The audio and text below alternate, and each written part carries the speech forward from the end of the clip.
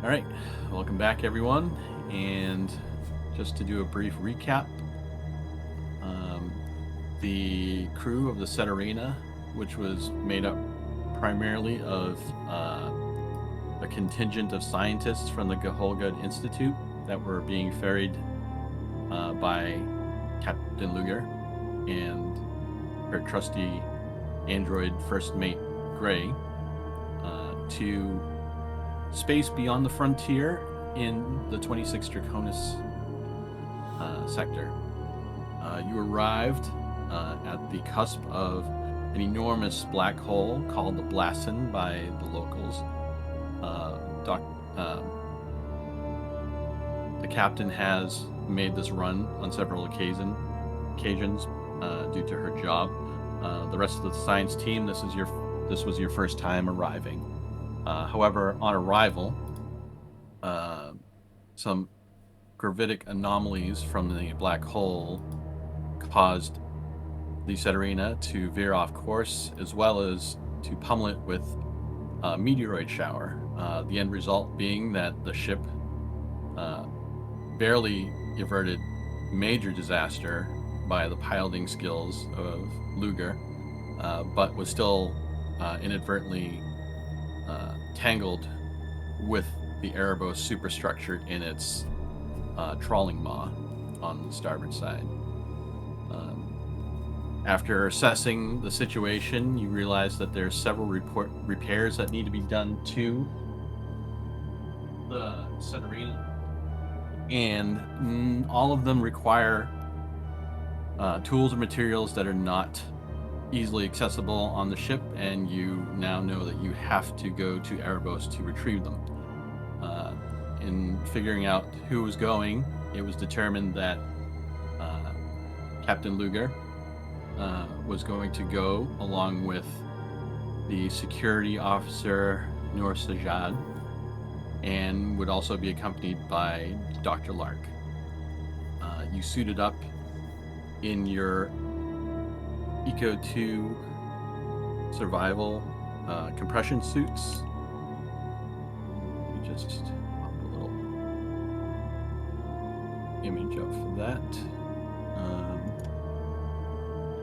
And you suited up to make a spacewalk since you had no means of extending the umbilical to the station the way the ship had been lodged into the superstructure. But if you click on the picture, you can see the image of your Eco 2 all-world survival suit. This is more of a hard suit. I did also neglect to mention that in the stats of this, you also have retro thrusters, so you can actually do tether-free maneuvers in 0G. So as you made your way to the closest airlock on the Erebos, the rest of the crew stayed on board the Setarina, which includes Colonel Dr. Drabakowski, who is, let me just mention, if for people who watch this recording, Saul did not suddenly turn into a British man, but she is actually going to be played by Room 4B, who's a new player to the campaign. Hello, Room. That's me. Hello. Thank you. And accompanying Dr. Drabakowski was the resident grumpy old man doctor, Dr. Navarre, who apparently space does not become him. Hanging around in his own quarters, trying to just sort of be antisocial, was Professor Berger Enstrom, who didn't really feel the need to go to Erebos, didn't feel like it was part of his contract or his job to put himself at risk at the moment. So currently on the Setarina, Dr. Drabikowski and Dr. Navarre were working to try and get a connection to Erebos via comlink and computers on the Sedarina, and were met with a weird transmission that seemed to emanate from the station, but culminated in just blurry purplish static on the computer screen, followed by what they considered to be a rhythmic tune that could only be described as a heartbeat. And I think from there we will begin, and we are currently going to start back with our spacewalkers.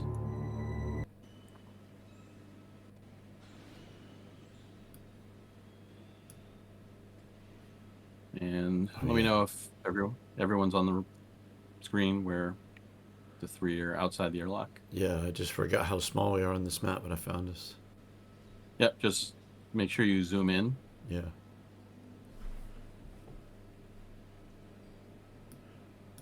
Are we right at the door of the airlock of the Erebos? Is that?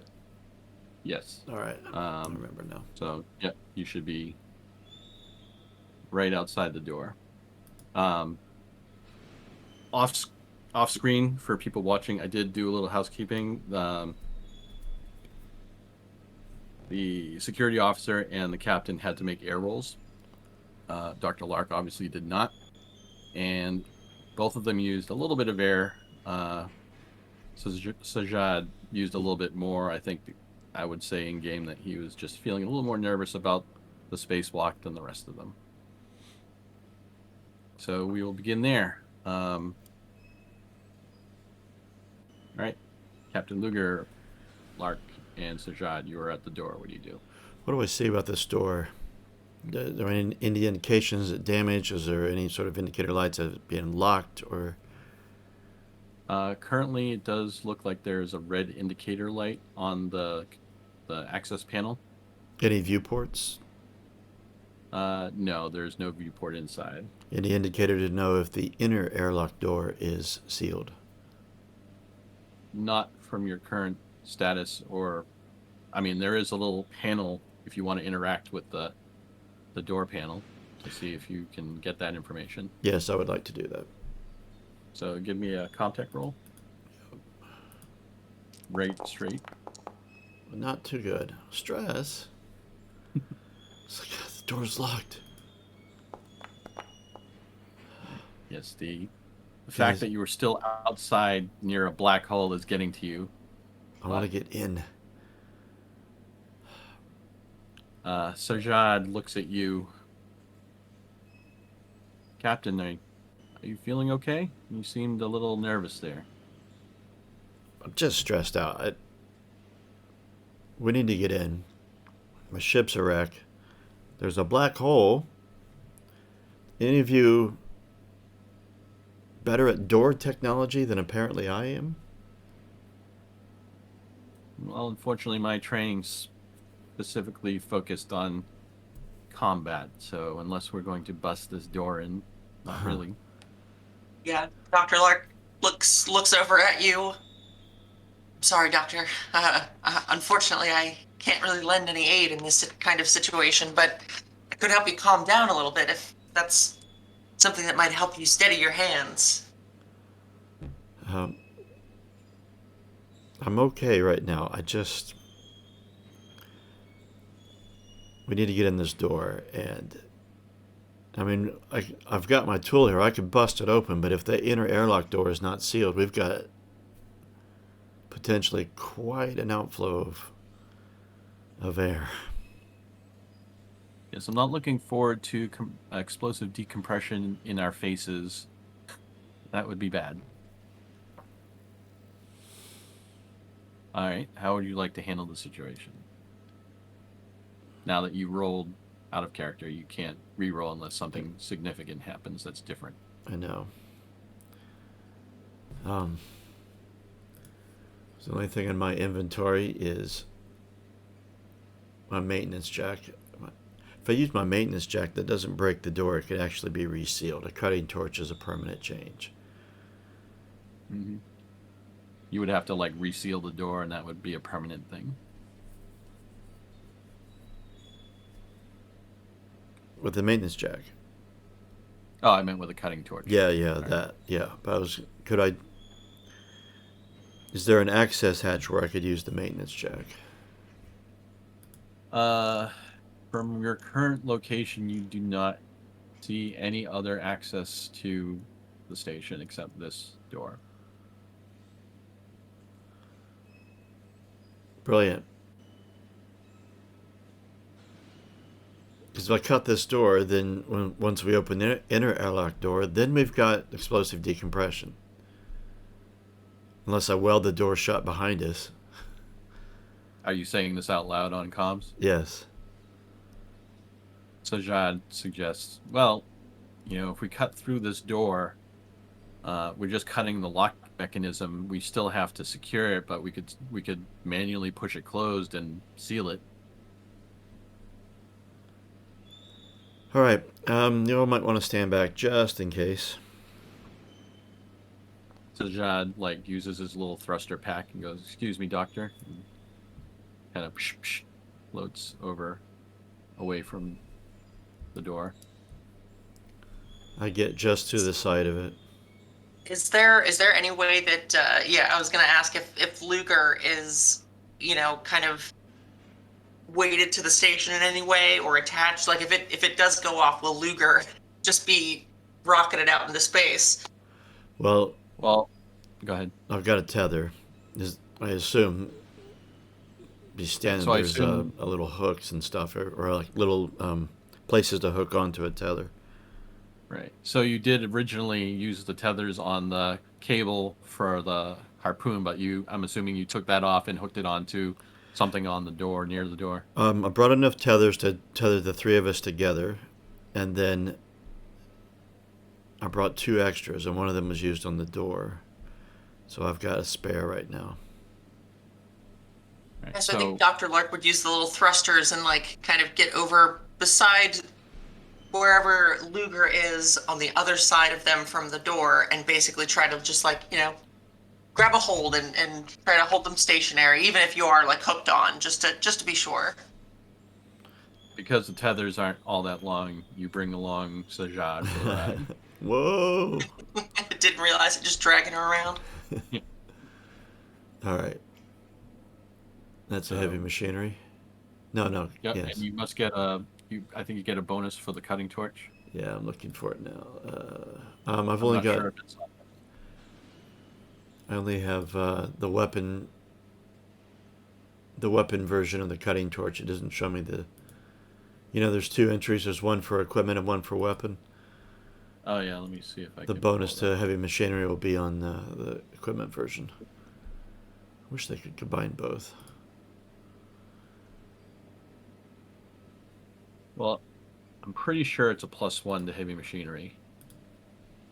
It's alright, I can get it really quickly here. Tools. Yeah, it is +1, you're correct. Alright. So just go ahead and add your modifier. Yeah, here we go. Come on, it's not to be successful. Oh, you've got to be kidding me. That's getting pushed. Hey, and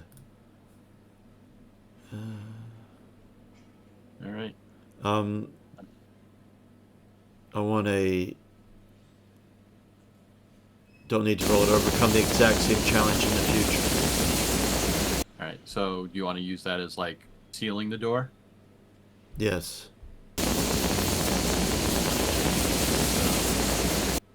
As you're cutting, you can see the soundless sparks, bouncing off of the metal as you cut through the locking mechanism. And the door unlocks. Now it's able to be manually pushed open. But you don't know what's on the other side because you cut through the mechanism. It didn't give you any readout as to the status of the inner door. All right, everyone, brace yourselves just in case. And I'll open the door. Okay. Go ahead.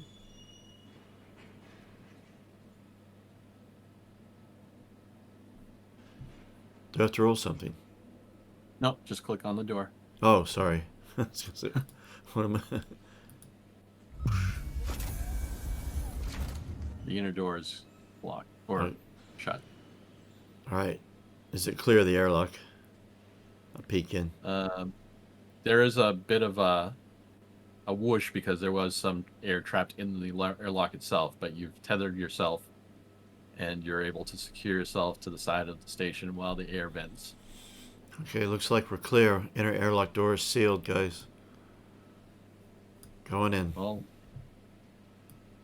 so far luck is holding. And Sajad says, "Do you need a hand with this door? Close it." Oh, yes. Right. So eager to get in. Yes. He helps push it sealed, and then you pull out your trusty torch again, and you begin the actions of welding it shut.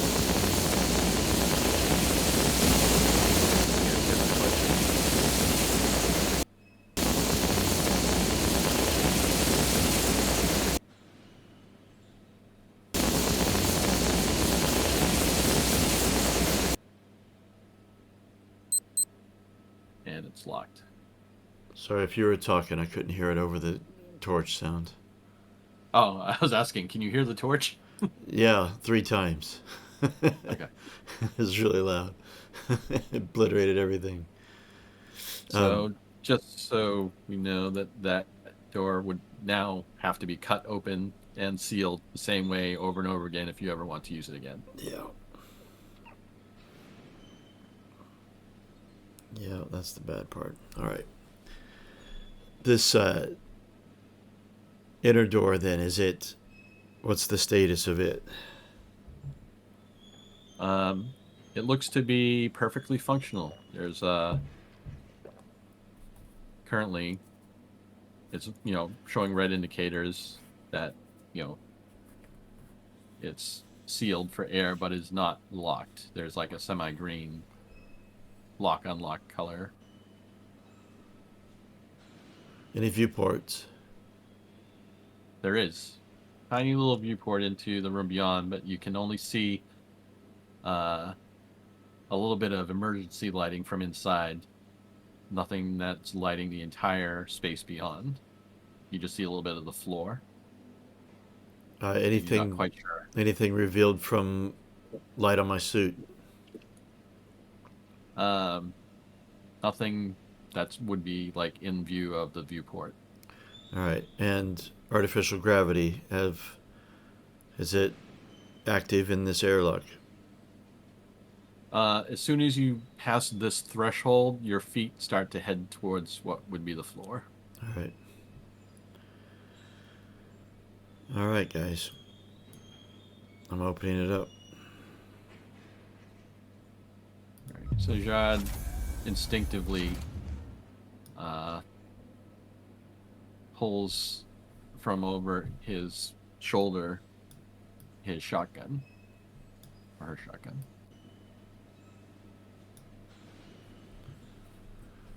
Like, we don't know the situation, so be careful. I suggest you arm yourselves. Yeah, my pistol's at my side. In a holster.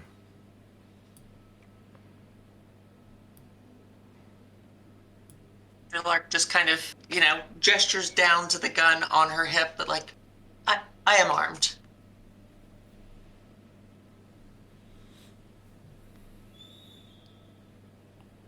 Yes, so what does it look like in here? Like, I mean, what's the state? So when you enter, the first thing you would notice, Luger, being a starship captain, you can tell that this is not a premium space station the way it's built. You can tell from like even just the door parts, the wall panels, the floor and ceiling that it seems to be like mishmash of recycled starship and refinery parts. It's very dark. Main power to the light seems to be out. There is emergency lighting here and there, but everything is basically dark except for within your field of vision for your lights. So even with them, unless you had like a high beam flashlight out of character, this would be like dark zones. All right. You also hear things, so obviously there's an atmosphere inside. You can hear like creaking and moaning of metal struts, the occasional power up and power down of some sort of machinery, and like further beyond that, like a rhythmic hum of like some large, you assume, reactor. Dr. Lark reaches up and up to her spacesuit helmet and pops it off. You know, you hear the little like unseals it, and like stows it wherever she needs to. You know, probably on like a hook on her belt or something, and just like takes in a deep breath to see if she can gather anything else just from the general data she can pull in from a smell. Give me a observation with the +2.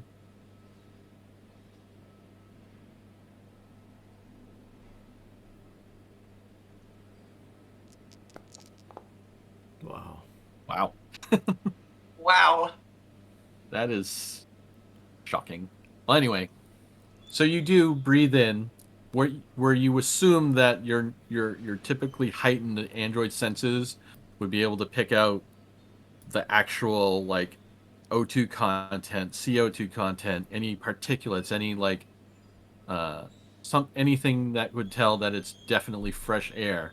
You can't seem to like focus enough. Maybe it was, being so precariously perched by the black hole that sort of like messed with your systems, but you can tell it's air, and you can tell that you could probably breathe it if you had to, but that's about it.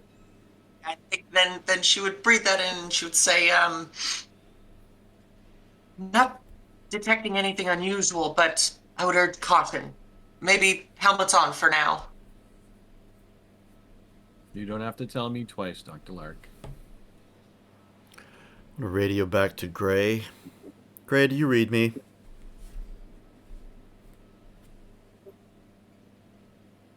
Gray? I'm gonna check. Yes, Mom. Oh, there you are.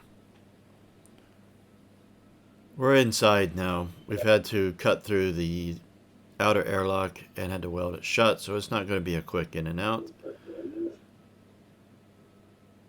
Are you able to monitor my location? Or is the signal too weak? Mom, I'm trying to locate you via the PDT, but unfortunately it seems to be blocking the signal. I do get that you are being read in the general vicinity of Erebos, but I cannot find your specific location on Erebos. Okay, I'll try to stay in touch as much as I can. How's everything back there on the ship? Everything seems to be fine. I am still trying to facilitate It's called the voice. I'm still trying to facilitate Automatically adjust like the things that you're.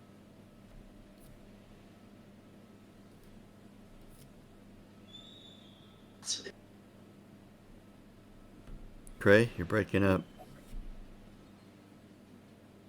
Sorry about that. It must be interference from the structure. The crew on board seem to be tense but safe. I am trying to facilitate the repairs as much as I can.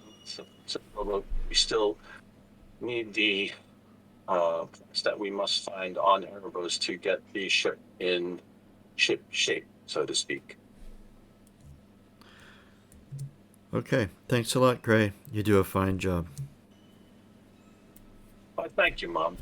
I'm most appreciative of your kind words. All right. Well, we're not getting anything done here, guys, so we should move out. what is our plan? Like, what are we looking for?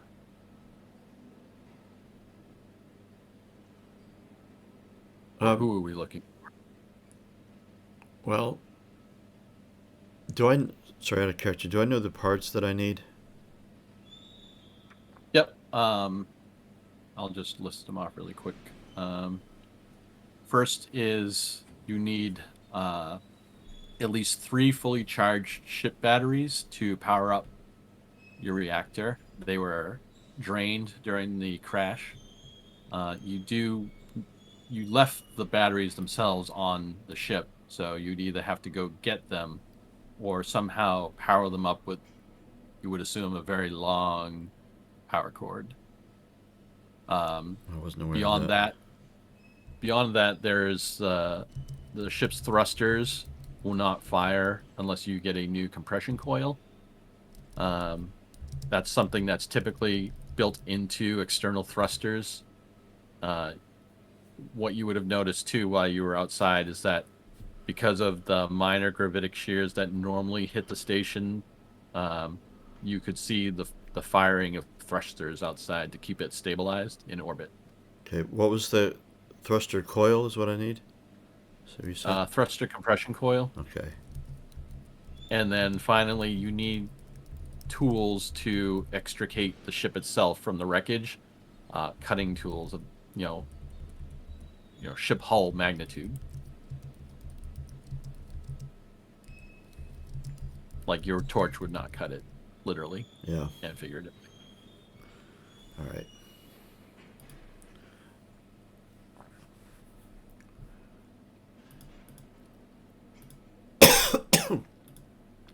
Out of character, were we given a map or any kind of just general schematic of the station, or are we just kind of flying blind? Well, you don't really have any detailed maps. You do like the only thing is Luger would have a general sense of where things are, but very general as far as like you'd have to go up to, find the command center, or you have to go down to find the reactors and the factory complexes. Just from what you've noticed, flying close by to pick up, your loads and take off back to the Sol system. You've never been on Erebos, and there was never any reason for you to have schematics of Erebos. Right. Well, we need some tools to be able to free the ship, but we still have our original mission here. I'd like to get to the command center if I could, and maybe check out Mother to see what's going on. Okay, give me, if you really want to try and figure that out now without just walking blind, give me a, let's see, what roll? Give me a survival roll. You don't use that very often. Hey, my stress got me there. All right. And what were you saying you wanted to focus on finding? Well, the command center to see what's going on with this place, to be able to, and specifically to get to, perhaps to see what's going on with their mother. Okay. So I'm going to bring you all to another map. All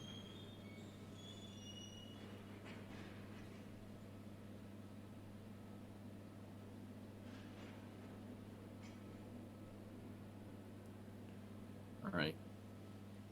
You would know the general layout based on this diagram.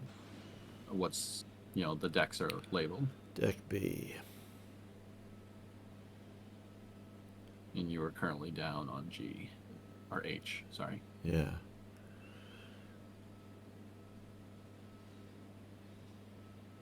And in the center is lifts, I assume. So. You would assume that's where the main transportation would be. Which probably don't work. I'm sure.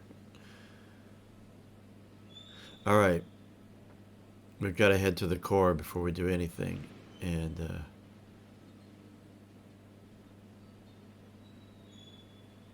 sure where engineering would be. All right. Let's move out. We're not getting anything done here. You, Captain.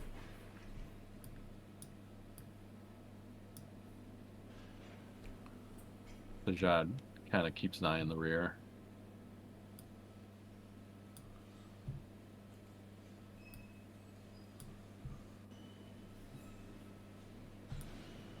So as you're making your way along, you start to see a little bit more light coming from ahead. I want to ease up to the corner then. As you do, you kind of get the sense of a large, open industrial space where you can hear machinery, different types of machinery working. Out of character, can you guys hear anything? I mean, I've heard something the entire time I've been on. That we've been inside the ship. So if there's something new you're doing, then I'm not hearing it.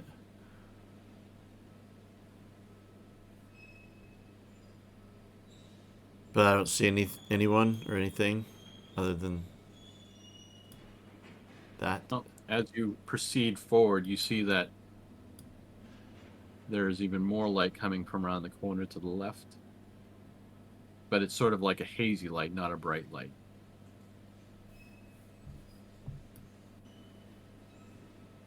Again, this is still all just industrial, complex kind of corridors. All right. I'm drawing my pistol just in case. So Sajad looks at you, Dr. Lark, and says, "You may want to arm yourself.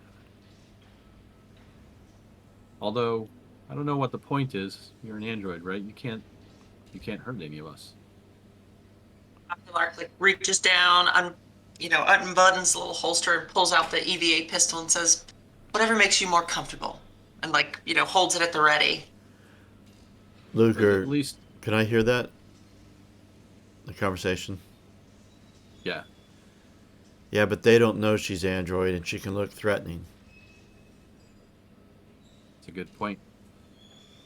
Shouldn't actually have to kill, but she can look like she's gonna.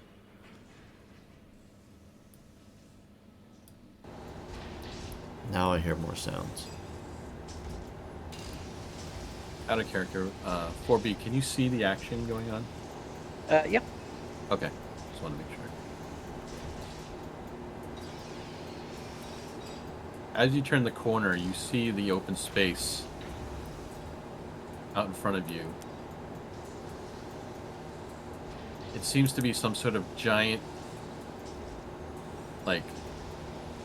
distillery, for lack of a better word, where you would assume the plasma that is brought in from the maw would be processed for more clean energy. And there are these giant processing vats down below this metal gantry, at least 20, 30-ish meters below where you're standing. And the entire space is filled with steaming vents and pipes and whirring machines. And you, Dr. Lark, since you have your helmet off, you would feel that the air feels moist and warm in here. Humid.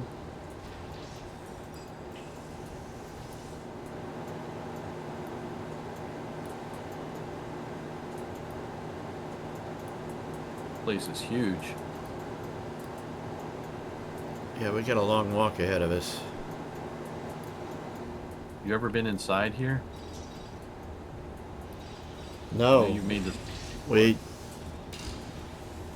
never been in here at all. We just stay on the ship, load us up, and then we turn around and go back.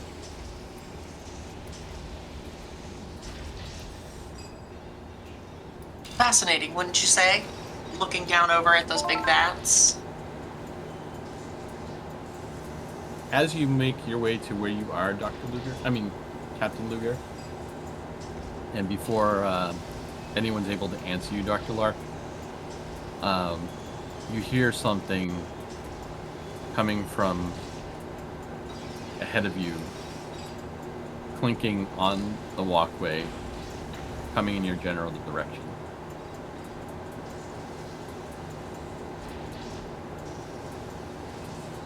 Heads up, everyone. Something's coming. I can't see anything. You see, Or is it still? Sajad. Go ahead. Is it still dark? Is it dark in here? You said it was a little bit more There- lit. It's more lit, but there's a haze, Oh, almost like a fog, like a steamy fog in here, so you still can't see far, All right. regardless of the lights coming from the machinery. But Sajad goes down on one knee and lifts his shotgun. You know, just the training kicking in. You hear whatever it is coming closer. And all of a sudden, you hear something.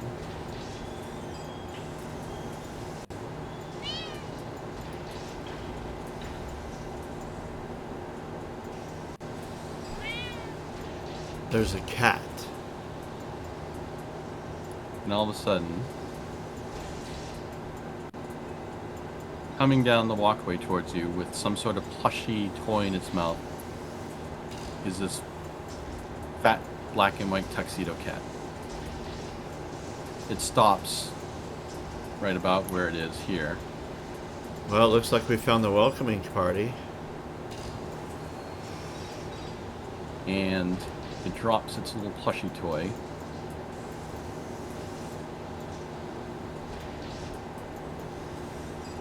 And starts to look at you quizzically and slinks its way over to Dr. Lark.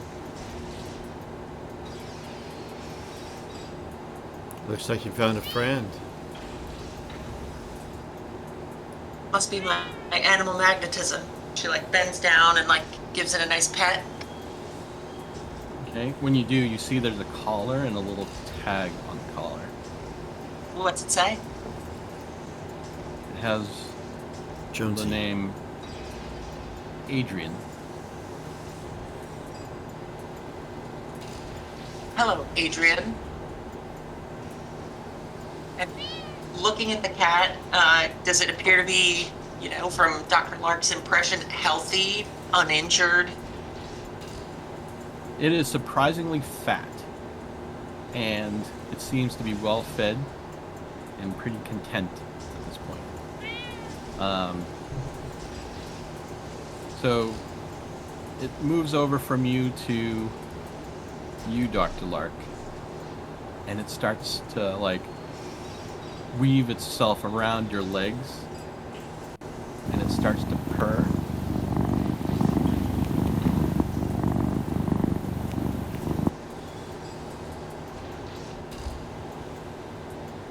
And as it does, you feel your shoulders and your back that have been so stressed from the incidents of the day so far sort of like melt away in the eyes of this cute little cat, and you can reduce one stress.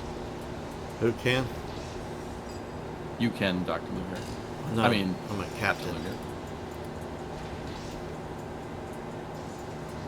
It appears you need a new friend, Captain. Huh. And the welcoming committee is any indication of the overall state of the crew. I'd say they're probably healthy and sedentary somewhere on the station. Well, we're not going to find out here. This cat survived on its own for a while now, despite the state of this station, so it can follow. So, while you're discussing this, it seems like something gets its attention, turns its head, and it books down the so-called catwalk. Away from us, or the direction that we came from? Not the way it came, and sort of disappears in the mist, but it seems to have forgotten its plushy toy. Can Dr. Lark tell, like, which direction caught its attention? Yep, it went this way. Oh, okay, like that's where the sound or noise came from that kind of startled it? Yeah. It didn't seem startled as it seemed to just turn its head in that direction and then just shot off. It was just done with us. I'm going to pick up the plush toy and bring it with us. Right. As you get close to the toy, It's a grenade.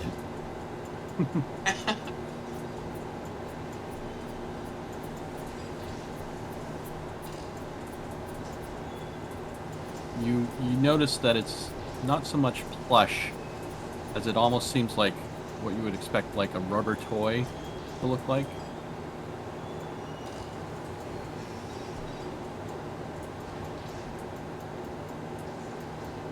All right.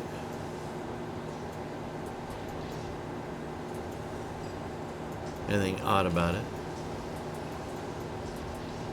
Well, did you say you went over to it, or do you just... Oh yeah, I picked it up. Okay. Can I just have you go over here then? Oh, okay. So, Sajad sort of like lowers the gun after seeing it was a cat. You get to where the toy is, and you're like kind of perplexed because this is not like any cat toy you've ever seen. It's like the size of a football, an American football. It's like almost like a translucent-y white color. And it seems to have the shape of an octopus, but with only like 5 legs. And as you reach down to actually pick up the toy,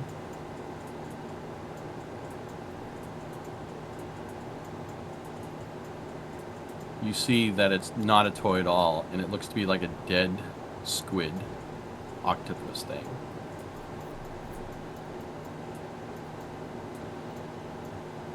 It looks like that. Weird.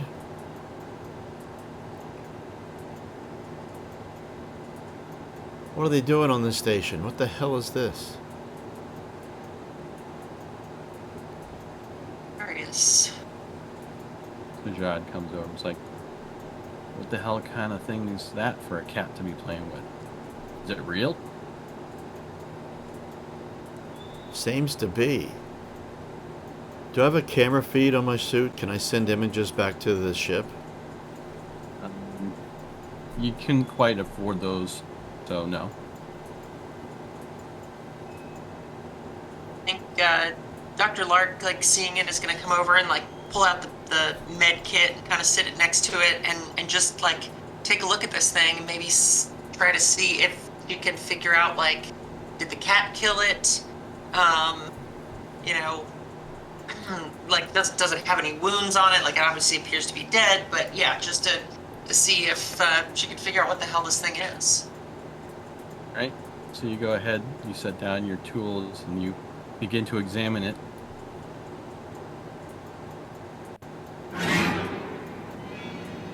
And it gets up, and it runs off. Dr. Lark just, like, cocks her head to the side, and without even, like, thought to anybody else, just seems most curious. What the hell was that?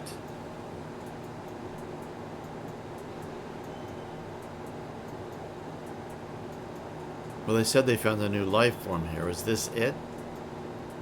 Found it.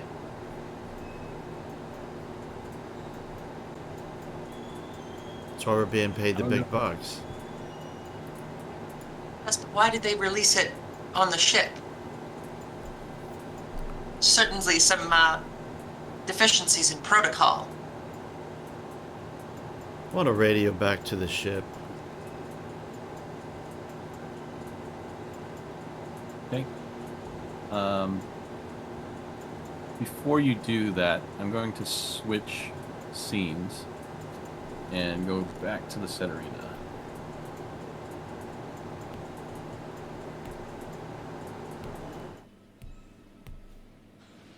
All right. Meanwhile, while this has been happening, the last we saw was Dr. Drabikowski was at a computer terminal with Dr. Navarre sort of like accompanying her when they tried to make contact with Erebos via computer, and you saw the screen go fuzzy, weird purplish light, and hear what sounded like a heartbeat. Dr. Ajiri, were you in the vicinity of that, or were you somewhere else? I'm in the vicinity. Okay. So that just happened, and the computer went back to its prompt, regular prompt. You found it rather odd, obviously. Drabikowski, what do you do now? This is astounding. Do you hear this? Do you think this is coming from the black hole? I don't know. Could be some kind of interference. It sounded like almost like a heartbeat. That's what I thought, Navarre says, but I thought my ears were just playing tricks on me. You know, being old and whatnot. No. It did. It sounded like a heartbeat. Well, regardless, you couldn't make connection to their system, right? No, I'm just getting this. No. Can we get the comms? You Gray. wanna- Yes. Yeah, care. I'll try and how is it who's operating the comms? Is it Gray? Gray. Yeah. Okay. Gray, what are they doing? So over the ship intercom. Oh, hello, Dr. Ajiri. Currently, the rest of the crew is trying to procure the items needed to facilitate our repairs. They have just and are investigating. Did they make it through the airlock?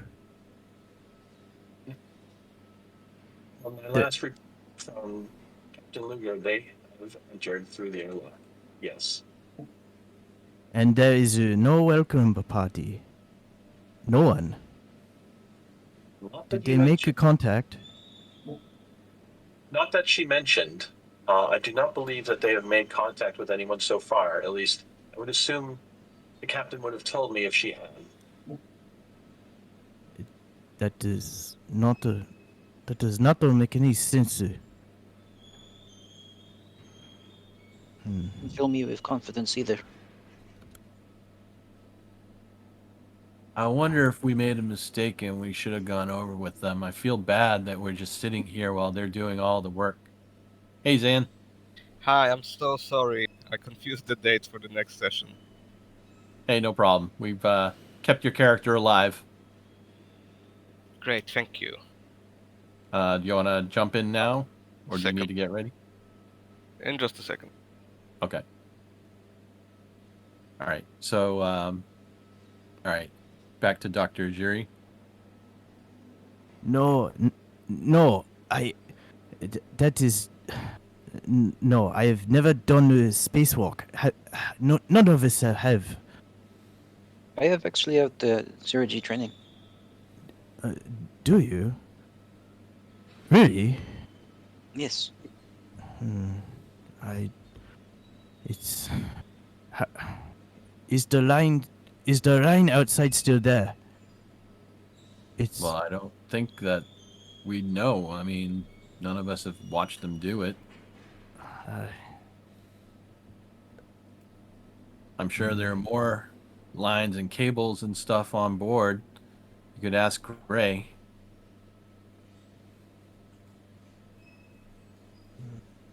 I don't like to be here while everything is going on board that ship. We could be of help. And we're no help to Gray. We're not even mechanics. We can't fix a starship.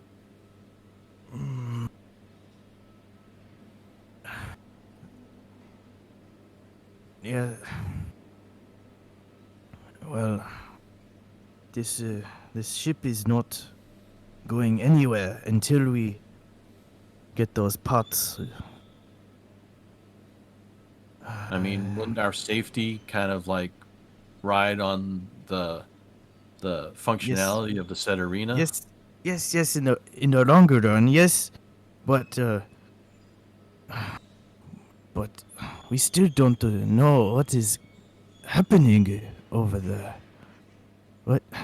There's no contact. It does not make any sense. There should be people there. They should have been there at the door. I don't understand. Something is very terribly wrong. Well, someone must be on board. The umbilical was let out briefly. That's yes, true. I remember seeing that. and it was strangely recalled right before the accident. Maybe they thought that we were imminently going to crash and they wanted to try and save the superstructure. That would make sense. I suppose Mother could have done it. Mother. Can I talk to them, Gray? Can you patch me through? If you would like, Yes, you like to- please. just come accompany me to the bridge, and I'll put you through. Okay, I will be there soon. So I'll traverse. You see Gray comes by on his way from D-Deck. Dr. Jerry, if you'd like to accompany me. Yes, thank you. Are the rest of you going to stay in the rec room? Now let's see what we can find out. Should we collect Dr. Berger?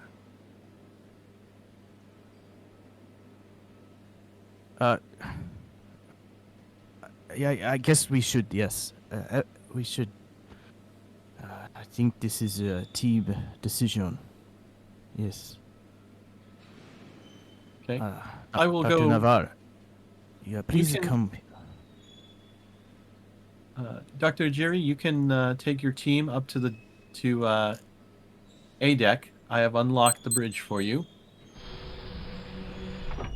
I will collect Dr. Berger and meet you there. Okay.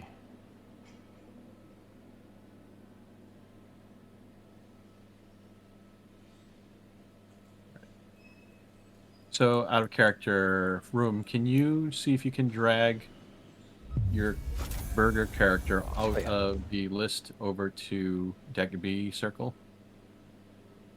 There we go. All right. You hear a knock on your cabin door. Yes, Burger's probably just playing music loudly and he goes to open the door. Hey man, have they done already?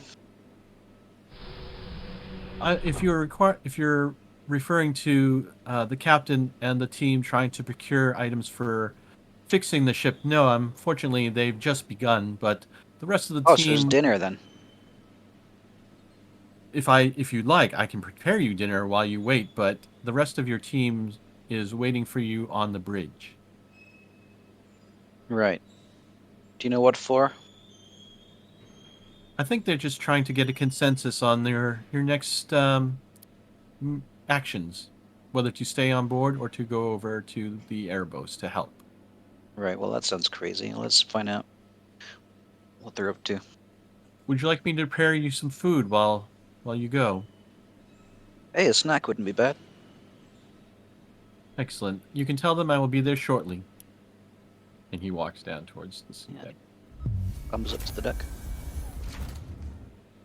See, Navarre looks sort of like wearily over his shoulder at you as you walk through the door. Dr. Berger, thank you for joining us again. I'm hoping Hey you had losers, a nice. what's the score? See, Navarre just sort of like stops talking and just looks away into the distance. Dude, does anyone know how to access this terminal? Yes, I can certainly access terminals. Where's Gray? Ah, he went down. To deck C. Why? Oh, I forget. He said he'd be up in in a minute. Okay. All right, so if you would like to contact the team on Airbus, there is a comm terminal there. Just one of you needs to do a contact. Is it Drabikowski will step up to that. okay? And I'll step up next to you. Direct. Nice. All right. Do you want to save that extra success, or do you want to do a stunt with it? I'm just looking at the context stunts.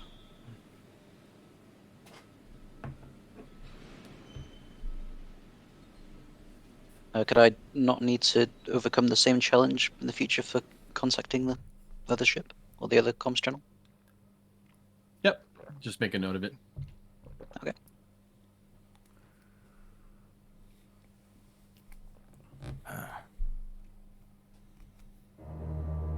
Oh wait, Tim, this is Setharina. All right. And this is right about the time that you were going to contact Gray, Luger. So I'm about to hit the button to make a transmission, and suddenly I receive one. Wow. Yeah, we're here. Reading you clearly. What's going on? Mostly quiet up here. We have had strange signals from the ship. Oh, We're feeling a bit useless. Do you need us out there? well, we just encountered a strange alien octopus creature and a cat. Other than that, everything's pretty empty down here.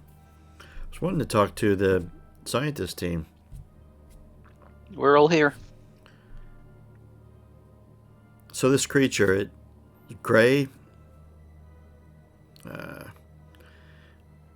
30 centimeters, octopus-like. It was inanimate, and then it came alive and slithered away. Is this... Do they have any advanced knowledge of the alien life form we're meant to come and secure? My understanding was that the black hole itself is exhibiting Xeno-like qualities. Right.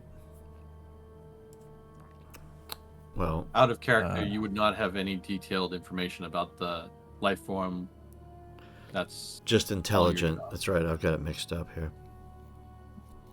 Dr. Ajudi kind of leans near you towards the microphone and asks, Captain Ruga, have you met anyone? Just a cat. Where? A cat? What about workers? What about anyone? Even convict? No one yet. No one yet. We're still making our way to the inner core. We're going to head up towards command. Is the atmosphere breathable? It is, yes. Is the lights are functioning? At least Functioning? emergency lights. It changes from place to place, but yeah, you can see to get around.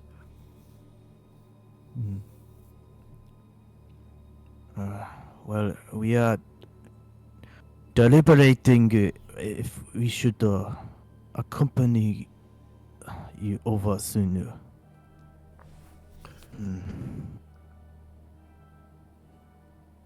What parts do we need to get this ship operational? Well, the batteries are drained on the ship. We need to recharge those, and we need to get a thruster coil. I didn't bring the batteries with me, unfortunately, but You see, at that point, Dr. Navarre kind of cuts and goes, "Oh, we could probably have Gray detach them, and we could bring them with us if we meet you over at Erebos." He's trying to just feel useful. That's very helpful. Thank you, Gray. This creature you found, it described it like squid. yeah, that's the closest thing, but it doesn't look like any squid I've ever seen. But Was the cat? Did it look healthy? Yeah, very healthy and very fat, and it was carrying it, and then it dropped it, and then it ran off, It was. and then it came alive. I think we need to quarantine that cat. Well, You good still luck. got your suits on. Yes, Did- I do. did- We all Did any of you touch it? No, no, no. Well, not with our bare hands. This is just so strange. I don't understand where everyone is. Pardon my interruption, Dr. Ajiri, and this is Navarre again. But do you want to ask the captain if she wants us to come over with the batteries or stay on board, or what her opinion is? Yes. Captain Luger, do you need us to bring the batteries? Yes, that would be great, actually. And Yeah. an interview Any scientist. other supplies? I would bring medical supplies just in case. We don't know what we're going to find over here because we've not seen anyone, so I don't know what's going on.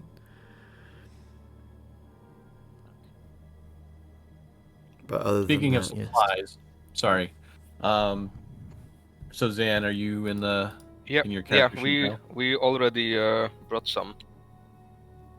Okay. I just wanted to say for Luger and Zan, Luger and Dravik, no, Sajad and Luger, make another air roll because you kept your suits on. oh my god, I'm huffing and puffing here.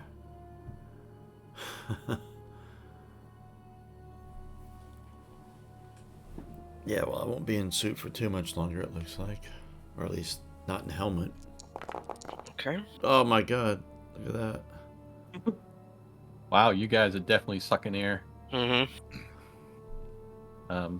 Again, Stressful I'll situation. I'll just backtrack a little bit for your benefits. And Dr. Lark took her helmet off because she's an android, obviously. Tried to sample the air, but couldn't get anything specific. Just saying that there is air, but you both all considered it was better to keep your suits on as a precaution. Makes sense. And another just quick little note. I had you inactivate your ape suit because you're not able to actually wear an ape suit underneath Yep, the compression sure. suit. All right. Oh. And Luger is actually carrying it for you. Okay. Not Luger, All right, now Lark. Lark is. Lark, sorry. I'm already encumbered. Yeah, pile it on. Oops, I'm sorry, didn't mean to click that. I was just clicking through some things on my sheet. Yeah. Ignore that last one.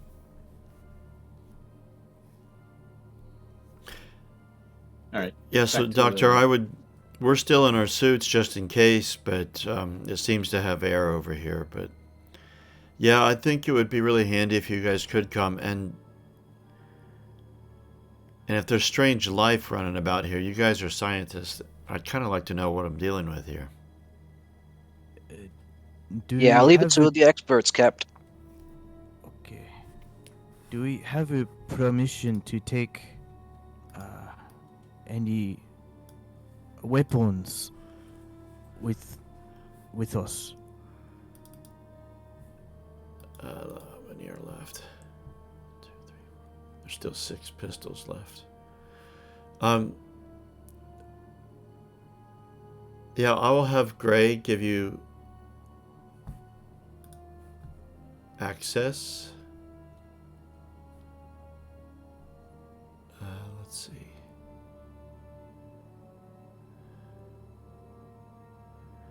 Yes. Listen, we don't know what's going on over here. I haven't seen anyone. And with a prison colony like this, I think I would arm yourselves. Dr. Ejiri looks behind him at Dr. Berger and says, Dr. Berger, I assume you know how to shoot a gun. I Well, have It's not never rocket shot the science. one. There's a thing called a trigger. It's a marvel of science. Yeah, yes, I figured you'd much be able to. And Dr. Ejiri looks to his left at Drobakowski and says, and Dr. Drobakowski, you have experience in space, doing a spacewalk, yes? Yes, that is could- right. Could you perhaps help assist me and Dr. Navarre? I'm afraid I have no experience doing spacewalks. I'm sorry. It's okay. I have absolute confidence that you can do this, and I will lead. Okay, I will go to the medical bay and prepare my things and head to the Omori. Let us meet 30 minutes by the airlock. Navarre kind of walks around Gray as Gray hands Berger a sandwich. Hey, thank you, And- man. My pleasure. Yeah. Did he Navarre. make you a sandwich? Oh yeah, that's why it went down. Yeah, Uh, good kid, oh, that Gray. Navarre walks over to Dr. Drabakowski and says, "You know, I know I volunteered us for this spacewalk because I was feeling a little bit useless, but I'm hoping you keep an eye on this old man because I think you're the only one I really trust with my life out there." That's all right. I will not let you die out there. And she pats him on the shoulder comfortingly. I appreciate that, ma'am. I do.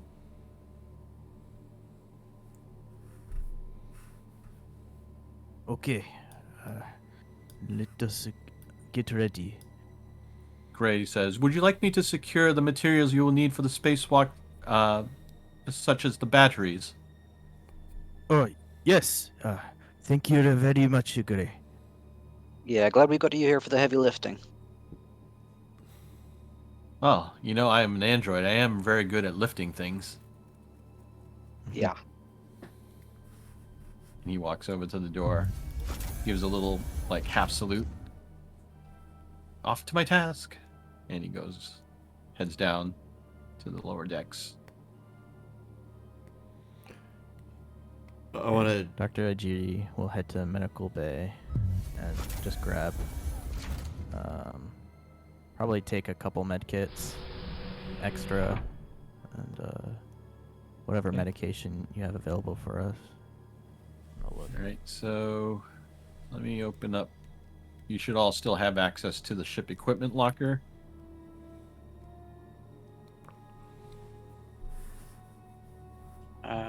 It's not opening if I click on it. Oh, Oh, sorry, yeah. I probably didn't give you access to it yet. A lot of stuff. Ship equipment locker. Take some food and water too, I guess.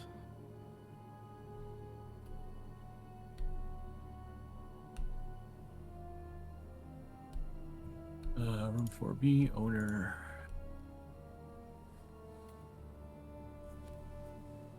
Oh, actually, I can't give you ownership because Gray is the one who has access. But I'm going to give you all temporary ownership so you can just grab what you need from it, and just assume that I'm assuming that Luger is allowing Gray to arm the scientists. Yes, I wanted to tell him to issue them all a pistol, at least those that would have it, and a breather mask. Okay, so everyone should have access to the ship equipment. So you're allowed to pull one pistol and one breather mask into your inventory. Does the personnel on board the ship have rebreather masks? Did you guys bring some? I did, Okay. for me. When my suit runs out of air, that's my backup. Okay, just checking. Although it's only got an air of 2. Dr. Ajidi will probably think of trying to grab some food and water too. Just make sure you Yes. down the amounts. Don't just pull the food, just change the amount Down it. in the quantity. So one ration. Okay, I see. Wow, there's a lot of food and water on here.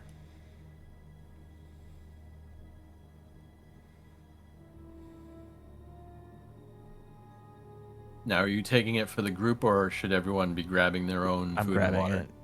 Dr. Ajidi is very conscientious about trying to keep the crew together and alive and happy. Hydrated So he's and gonna- fed. Yeah, well hydrated and fed. Yeah, so he's gonna just grab a pillowcase or something, and just start shoving things from the commissary or something into it. For finding a better way to pack it into like a briefcase or spacewalk case or something. Okay.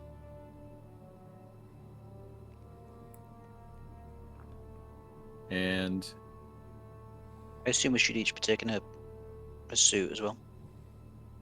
yep. Where is the suit? Is that the Eco 2 All Words System Hostile Environment suit? Yeah, I should have stated Dr. Ajidi was fully wearing it.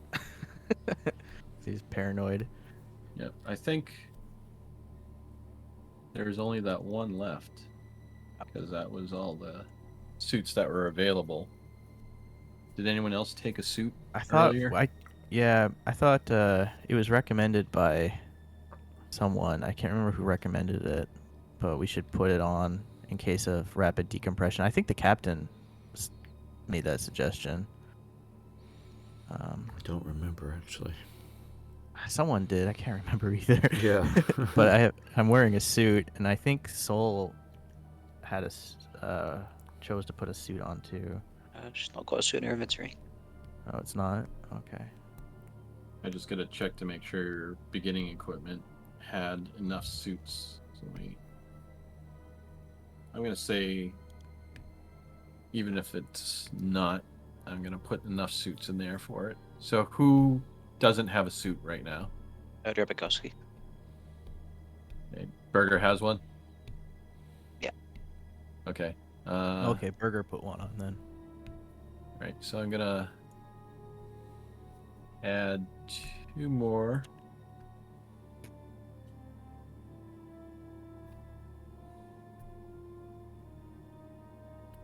All right. So Drabikowski, you can grab one, and then Navarre is gonna get a suit.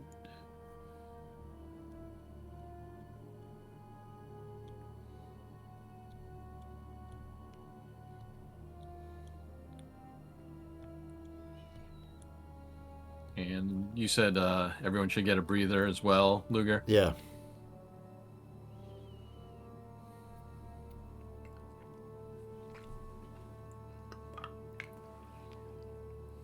Okay. So you can see that Navarre is having trouble getting his suit on. Just trying to manipulate his body in the way he needs to get it on, and he's having a little difficulty. Here, Professor, let me. And Drabikowski helps him out of it. Oh, you're so kind, miss. Thank you so much. It's just, I'm not cut out for space, apparently. Well, it will be an adventure, yes. That's why I haven't gone crazy thinking about it yet.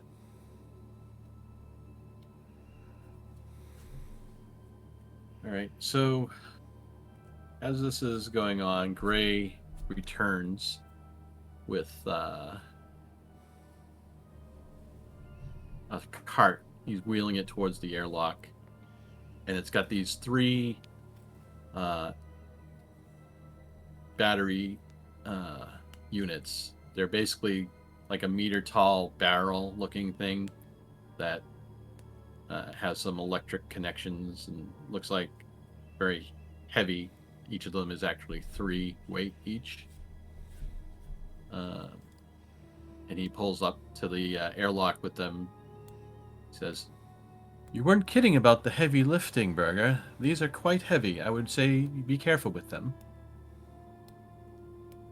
Always careful.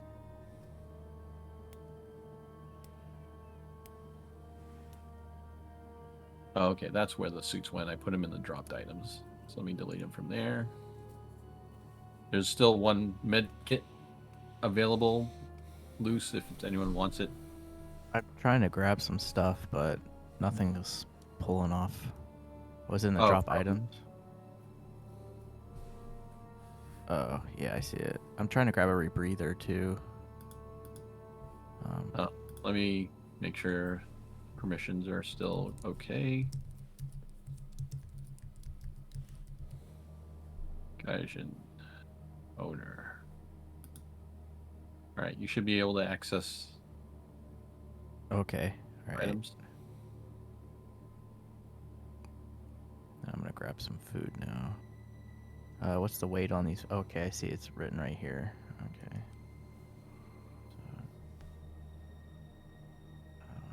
Shit. All right, I'm going to put 3 ship batteries into the dropped items.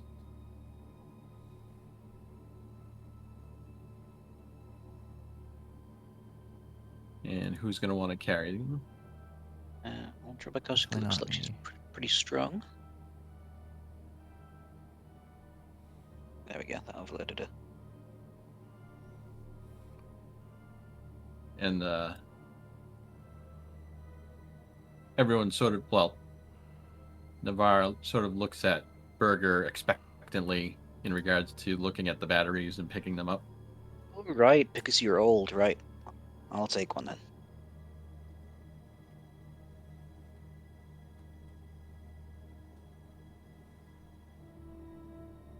Navarre looks at Dr. Jerry. Are you want me to carry the battery? You look pretty full. Yes. Thank Oh, you we- very we- much. We cannot let you burden yourself, Professor. Stropicus takes the second one. Thank you. I just feel so useless. No, once we are on board, we have your mind. That is why we need you there. I certainly appreciate that. After doing a few more preparations, Gray comes around and checks everyone's suits, make sure that everything is in working order. Says, "Now, remember, you do have operational thrusters that you can use to do tether-free maneuvers in 0G with these, but it takes a little bit of training. I wouldn't try it unless you really had to." Yes, let's not try anything too flashy. He goes, "Here, I've brought some ropes and tethers for you to connect each other and make the trip a little safer." And hands them out to, each of you.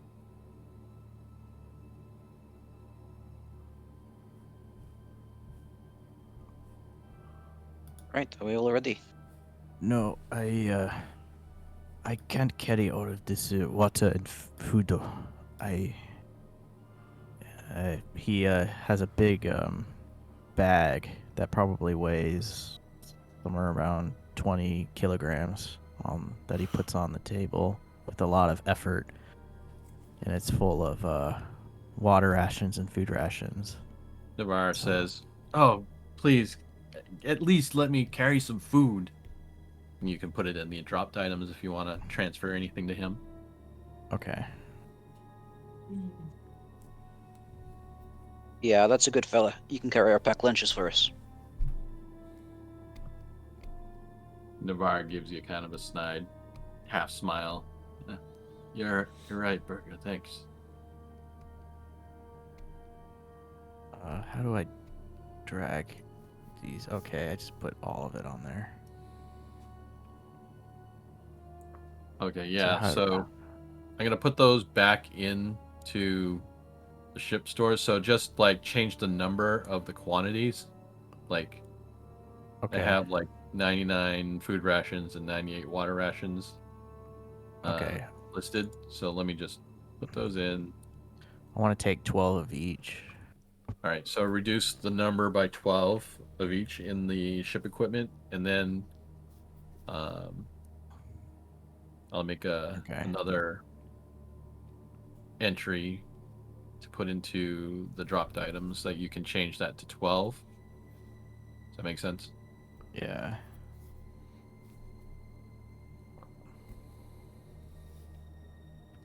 Okay. Water. All right, so dropped items has 12 food, 12 water. Who's grabbing it? You want Navarre to grab them? Yeah, if you can. Unless it looks like he's really struggling. All right, Navarre.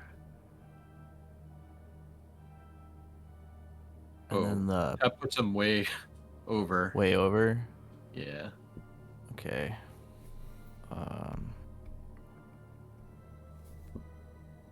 See, I guess we'll have to cut it back. I guess.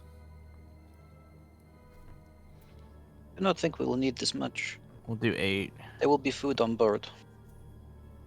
I guess that's true. We'll do 8. 2 kilograms each. I'll take the water. So he's over a little bit, but you know, there's really nothing for it. You can't really make it any less cumbersome and be effective. So And the pistol, is that in the Dropbox? oh, he hasn't grabbed the pistol yet. It's in the Okay. ship equipment. Everyone else has grabbed your own pistol.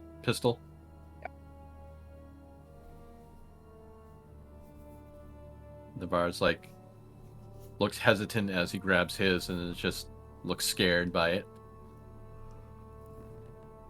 Yeah, Dr.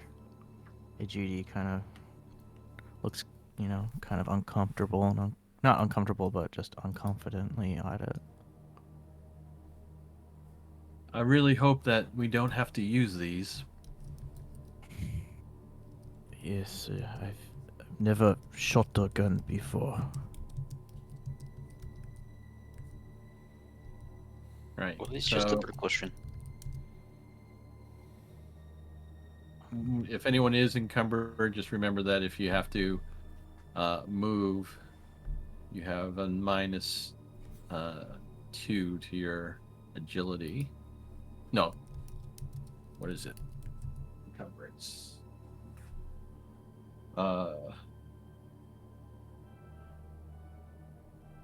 You want to run or crawl in combat. You have to make a mobility roll, or you drop something, or you don't move. But not in combat, it doesn't really matter.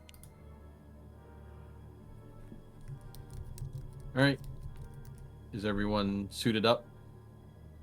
Yeah, I just ready to go. Since we get the pistols. Oh yeah, I have to drop it. Oh, I can grab it directly, I think. So I actually Oh, got one for Navarre already. Oh, you did? Was it in the Dropbox? I just took it straight from the inventory. Oh, okay. Cool. All right. I guess we're ready.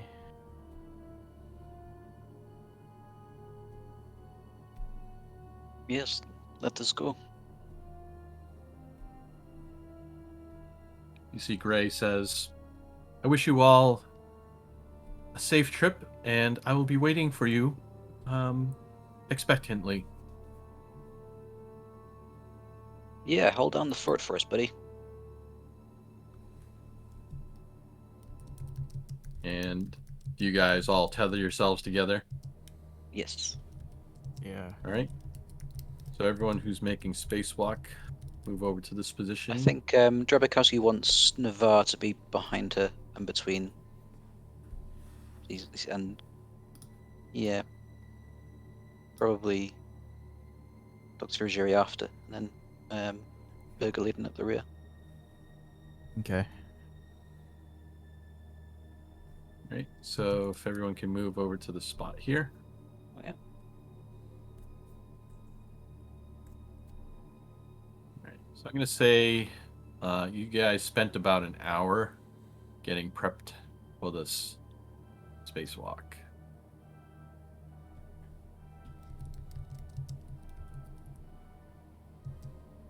And it's right around 11 a.m. ship time. Previously, 7 a.m. was when you all came out of cryo, FYI.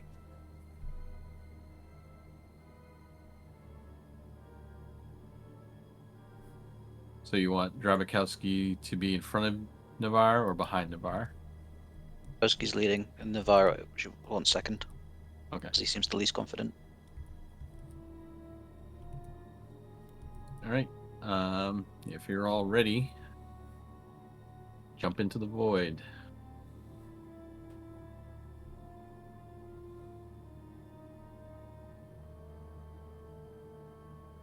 Oh, I'll move Berger for you. Yes. Okay. Wow. The void cloned me. All right. I'm still on the Katarina map. Serena. All right. I'm gonna delete you there. And if you could pull one into the void.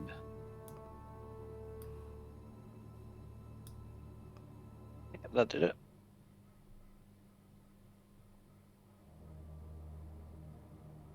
All right. As you exit the airlock, you get the experience that Luger and the others already had the pleasure of being outside the ship with the view of the black hole encompassing your entire viewport from your helmet and Erebos between you and Oblivion. Oh, because there's something out there. And everyone increase stress by 1.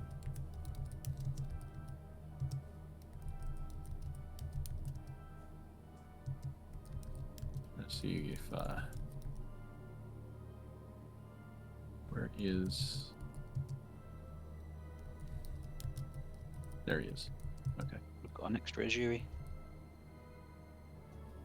Navarre sort of like is looking terrified out his visor, and you can kind of hear his breathing start to increase. It's okay, nice slow breaths. Just one step at a time. Oh my goodness, what am I doing? What am I doing out here? I don't know if I can do this. You can definitely do this. Just follow me. I will do all the hard work. Okay. Now, are you making your way to the same airlock as the first team? Yeah, do we see the harpoon tether that they put there? No, because they used it to reel them into where right, okay. the door was. So you either have the choice of going hand over the superstructure, or doing a thrust maneuver out into space to where the door is. I thought that we left it. I was pretty sure we left it instead of reeling it. Oh, you did? Okay. Yes, I'm 95% sure of that. All right. So make a note for Zan that your line for the harpoon is back to a medium range. Yes, I had made a note. Okay. So, all right. So you do see the tether left hankered from the door of the Sedarina to the airlock over at where they had entered. Right, see, this will make it nice and easy. You got Drabinsky guides him down the tether. Okay. All of you are making your way down in sort of like this line that you have showing with the your tokens with Drabikowski in the lead. And you're heading down the line. When you're about halfway down the line, you feel this enormous push of invisible force hit each of you, slamming you in the direction of the black hole, like inexorably pushing and pulling at the same time. At the same time, the station starts to careen. Inside, you guys feel the station moving under your feet, and almost instantly you can feel the shudder as the emergency thrusters kick in to try to stabilize its orbit. But the cable on the door end of Erebos snaps, and it starts to fly loose into space as you're all flying down this tether to nothing. Everyone make a mobility roll to try and hold yourself onto the tether, specifically so you don't fly off the end of it.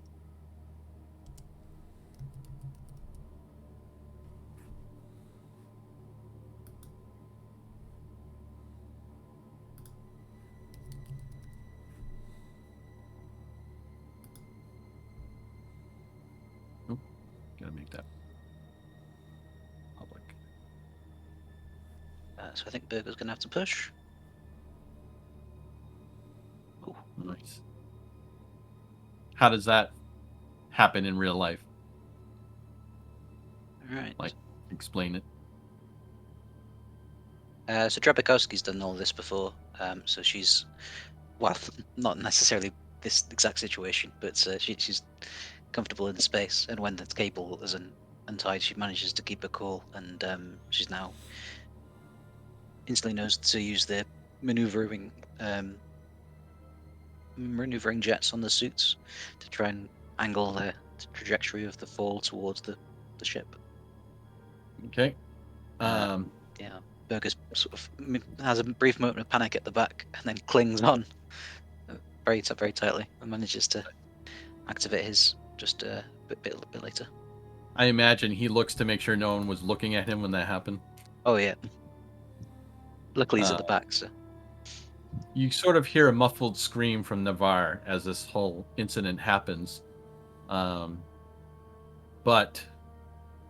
what you notice now is now that even though you're securely holding on to the tether, just put you on a new screen. Instead of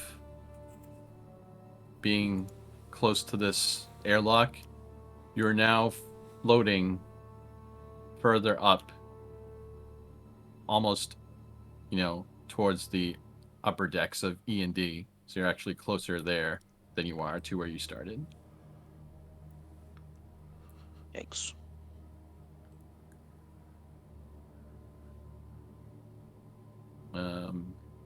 If anyone wants to make an observation roll, that's out there.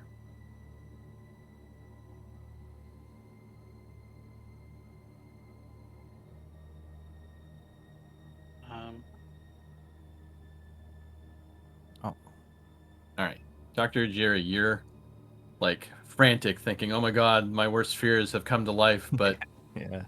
you kind of keep it together, and both you and Drabikowski kind of like scanning the side of Erebos to see where you can secure yourselves.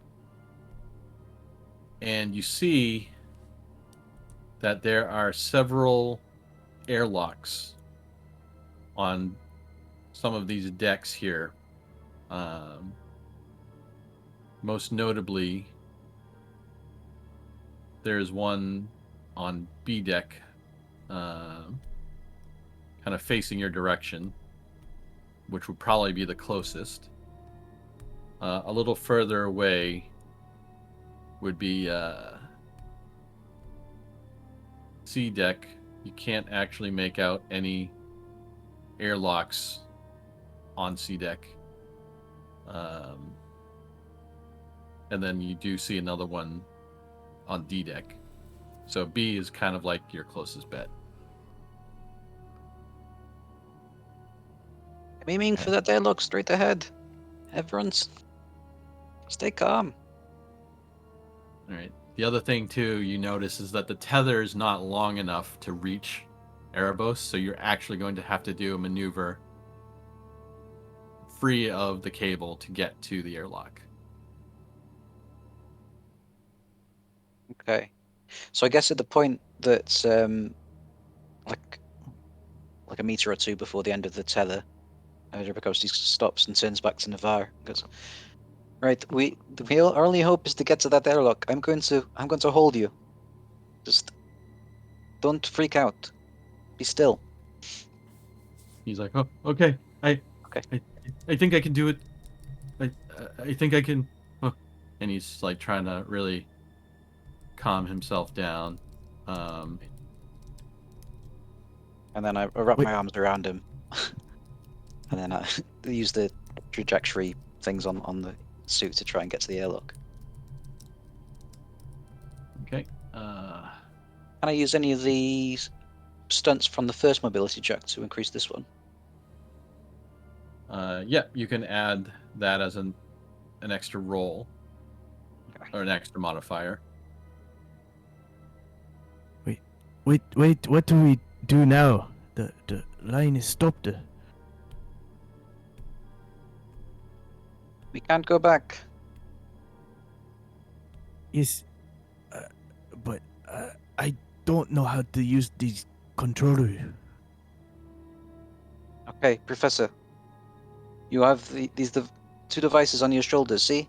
Burger, watch, pay attention. You press this, and it will shoot air and get you towards the airlock. All you need to do is line the tether, and that will give you a good trajectory. We're still attached to you, right? Out of character. You're all attached. Oh, that's so true, yeah. Everyone's tethered as well as the main line. Okay. I will do all the heavy lifting. Yes, please. Thank you. But if you at the back can stabilize and make sure if you spin the wrong way, that you try and keep it a straight line.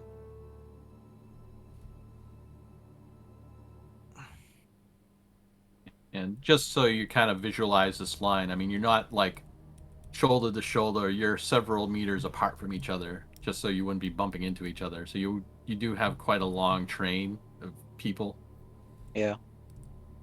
So, Drabikowski, is it your intention to guide the entire train with your thrusters and then just have everyone else stabilize? Yeah, I think Drabikowski doesn't necessarily trust Navarre, so she's going to basically carry him. But the other two at the back, she's kind of trusting to stabilize. Okay. So why don't you, if that's what you're doing now, are you going to let go of the tether and thrust over to the door? Yeah. So I get a bonus for the previous one. Yep. And I'm going to say, Sorry. oh, I guess you didn't really need it, but let's see what your Stressful situation there.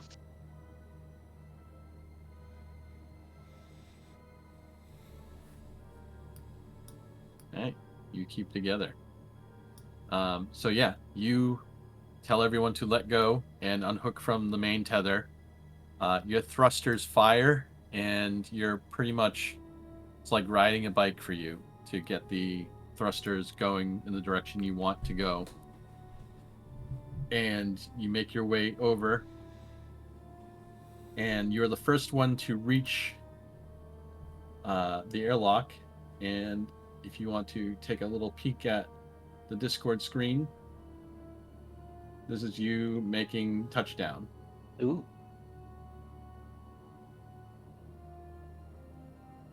Cool. And you grab on. Oh, there we are. Easy. And the bar's like, oh, is it over? Is it? And you see his eyes are actually closed. Nearly over, nearly over. I needed to hold on to the space station. Alright. She guides his hand to one of the handholds on the end. Like, oh my god. Okay. And he grabs on. Dr. Ajiri's eyes are wide. Death grips the handle. Full panic. Just totally uncomfortable, too. Okay. So I'm gonna activate into the void again. And you're all made your way over to Deck B.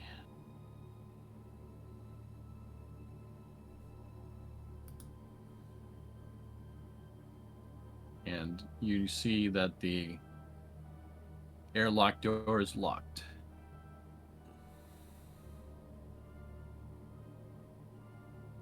Right. So is there some kind of panel that it can Comtech it open? Yep, there is a panel to the side, similar to the ones that Luger and them saw. It's showing a red indicator that it is locked. Right. Well, first thing I'm just going to try is to unlock it without needing to cut it back into the system. Okay. Gaijin, are you able to move? I have 2 tokens on the map Oh, for me. I That's think why. it's glitched. Gotcha. Let me just delete the one down from here. Oh, okay. Okay. All right. So you can be moved back. Oh, wait. Oh, I can't move it now. Game So is sorry. paused. Oh, there we go. Okay. All right. So I'm sorry, Drabikowski, what are you doing? Trying to hack the panel to get the airlock open. Okay. Do you have any devices to give you any bonuses? I've got a PDAT. Does that give me a bonus? Should give you a +1 to Comtech, I believe.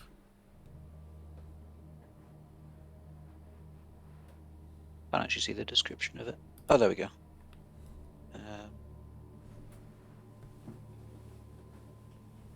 It doesn't say anything about a bonus. Oh, okay. All right. So I guess it's just a straight Comtech roll. Okay. Nice.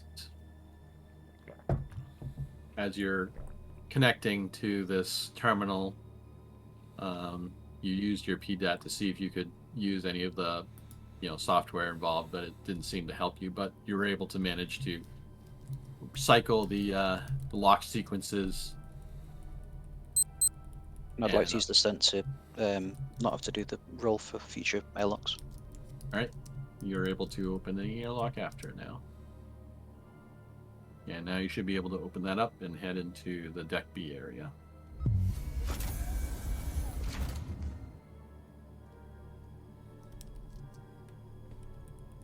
Right. And you guys can follow along and head into Deck B.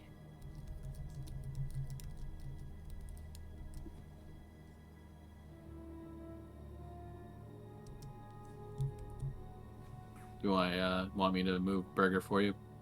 I've just created a duplicate of him.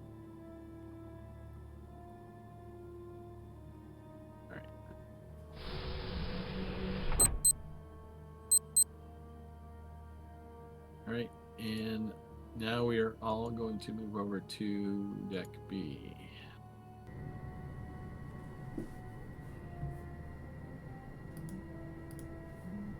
All It says you I don't got- have any tokens of vision on this scene. Is anyone else here? Can you see deck B? No. No. No one? No. Nope. I wonder what happens to all your tokens. That's weird. All right, so let me move temporarily.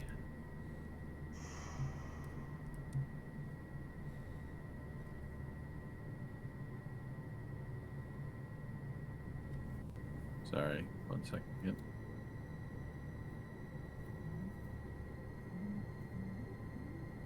Can you guys see now?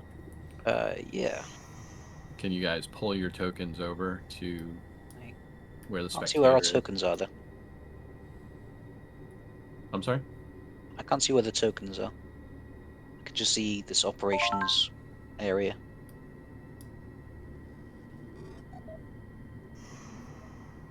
Sorry, let me just reset visual. Can you pull a token over to the spot that I've clicked?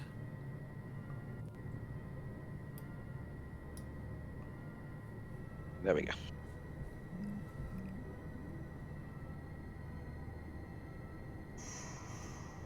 And last but not least,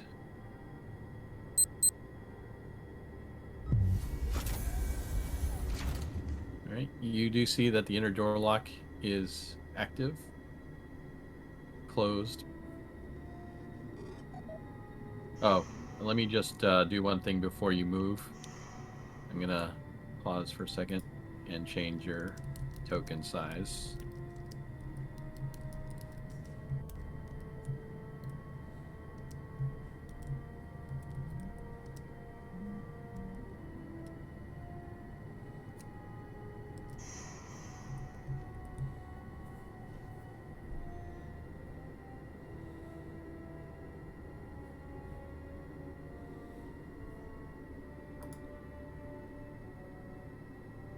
All right.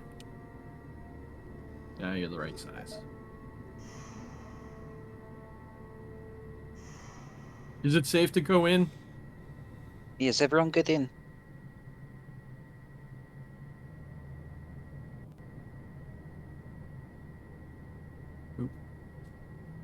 Oh, I teleported through the wall. And when everyone's in the airlock, she seals out the outer door. Okay.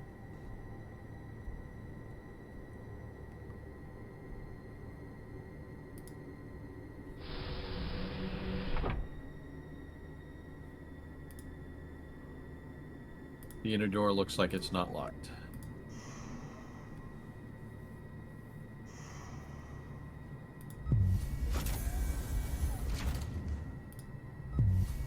Sort of. Oops.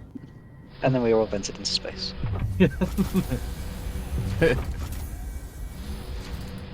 Hard to get the tokens. Yeah. All right, I locked it.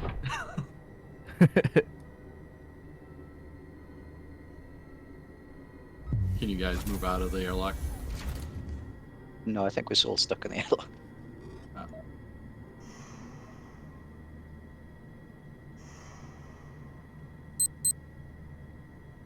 I just made a new token. Giant Ajiri. Yeah. All right. 1 second. I'm just gonna fix.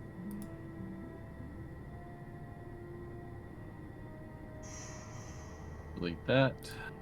Close that door. Take this guy, move him in. And I'm going to attach the viewport to you, Drapkowski.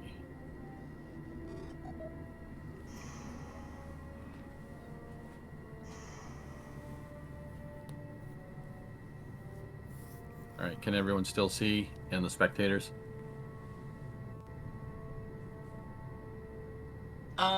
I could see before, but then once the airlock door closed, I don't really see anything else.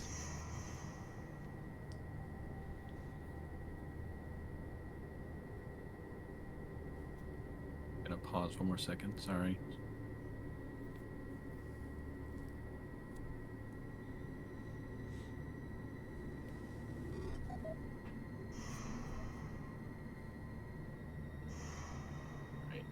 So, spectators, can you see where I just clicked?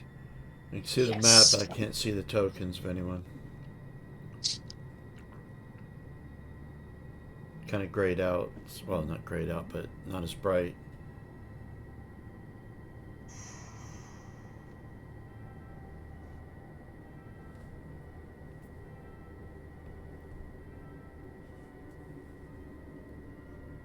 How about now? Same.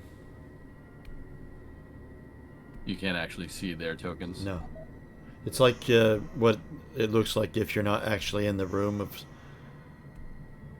of where the tokens are. If you're standing outside and you still have some sort of vision, if that makes any sense. Okay, I think I know what you mean. Let's see, spectator.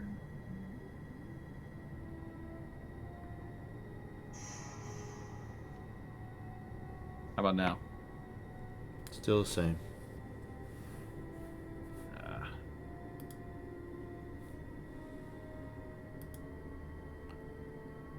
Actually, do you want to do me a favor? Do you guys want to take this as a moment to take our mid-game break, and I'll try to fix the technical difficulties? We can pause the recording. Yeah, that would make Yeah, sense. sounds Yeah, sounds good. It might be a little longer break, like 10 minutes. Right.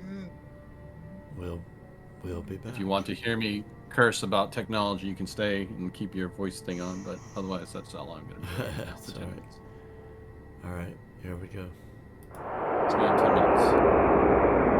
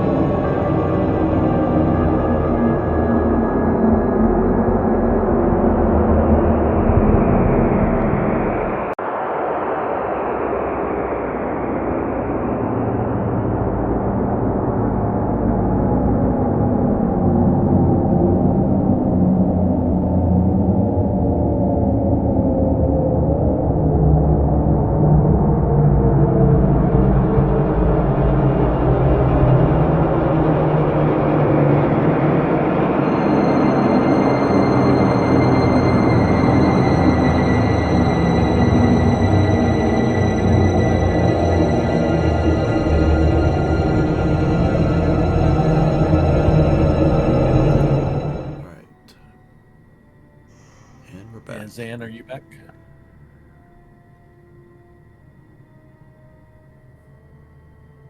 Oh no, maybe we aren't all back.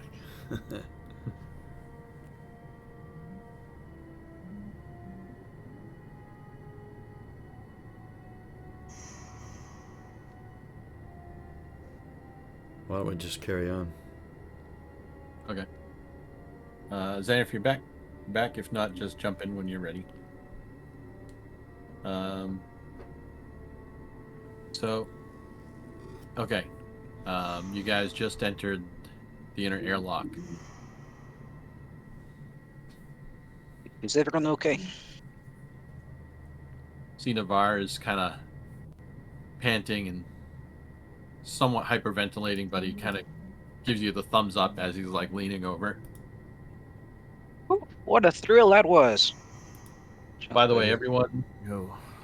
who just did a spacewalk, make an air roll.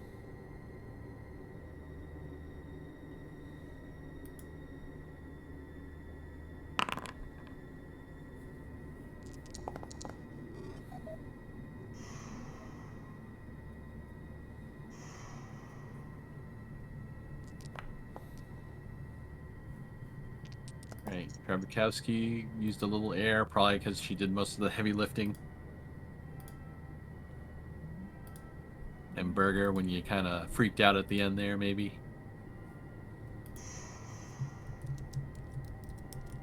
But everyone else's air is good.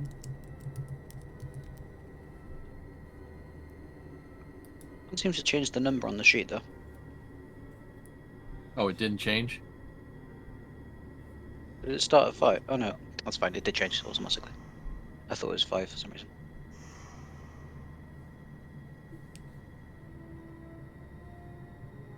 So Navarre kind of like peeks up and says, does anyone know if it's okay to take the suit off? I'm sweating buckets in here. I think perhaps we should change to the rebreathers. These suits are not good for walking about. Unless any way anyone to- can check ahead. the air. Does anyone have a CBRN kit they took with them? No. Yeah, I've got that. Let me run some tests. Oh, good. So Burger goes around waving the little dial thing in the air, getting some Okay. readings. So with that, you do see that there is a breathable atmosphere. It's cold, but not freezing. And there doesn't seem to be any pathogens that you can detect. Yeah, I think we're clear. It's gonna be chilly, so gonna be rough on the old man, but there we are. Kind of gives you the thumbs up again, but kind of sneering through his helmet. But he clicks his helmet open and it's like, oh, so much better. Feeling so claustrophobic in that thing.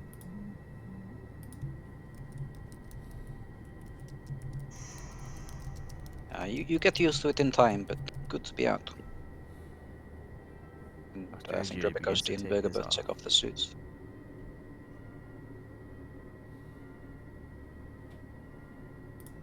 Okay, you do notice too that there's Didn't mean to do a an armor test. locker.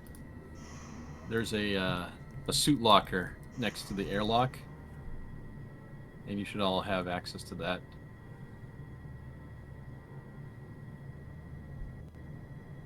It's like Navarro's like, I gotta get out of this thing, and he I starts. can't open the locker. I'm sorry, what was the question? I can't open the locker. Oh, sorry. Oh, airlock 2, that's why.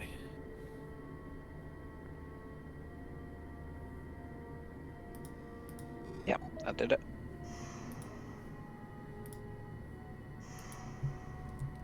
And you see Navarre starts taking his suit off and like laying the parts inside the air locker.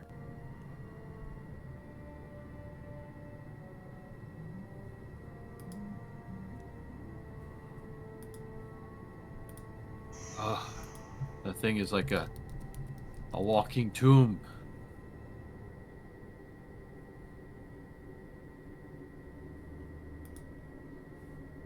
Yes, I don't want to enter one again either.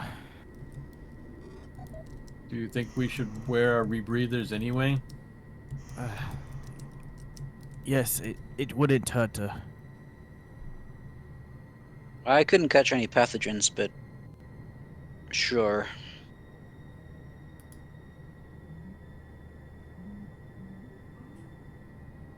And you see Navarre looks at his breather again, rebreather, and it's like, on second thoughts, I feel like I'm gonna get claustrophobic with this thing on it. I'll take my chances. If you say that the kit came back negative for pathogen, I'm fine. And he kind of sticks it back in his pack. Yeah, sounds good to me. You can be a guinea pig.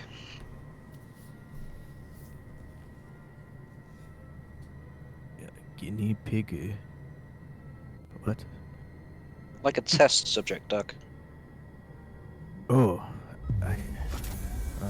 Naruhodo.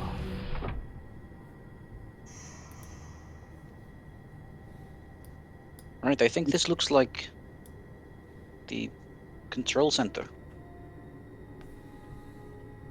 So We should, you're we making, should see if we can get in touch with Mother. as you make your way towards the center area here, you can see that it's surrounded by a lot of computer consoles, readouts, screens. So it definitely looks like this is the heart of operations for Erebos. Looking in this direction from, well, if you could see, I'll wait. Navarre looks in this direction. It's like, what a view. Yes, it is quite beautiful. You can see there's a port window, like an observation window up the top of a ramp that looks straight out to a Blaston, where you can see the swirling black hole mass directly from an observation.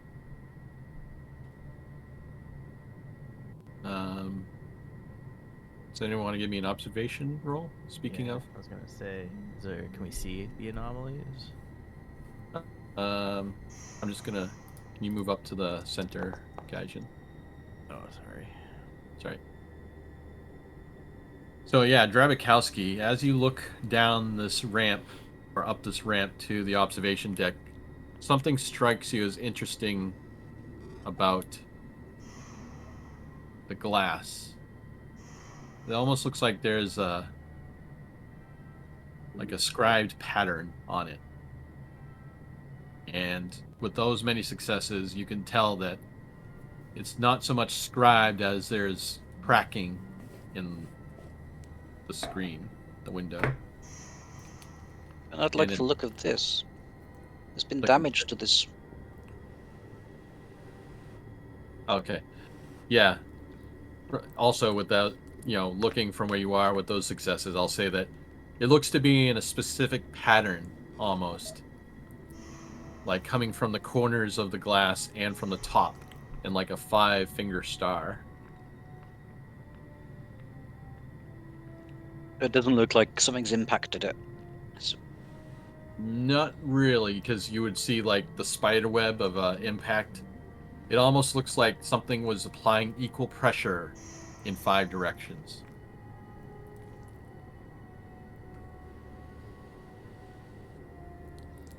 This is an external window. Yes. Oh dear.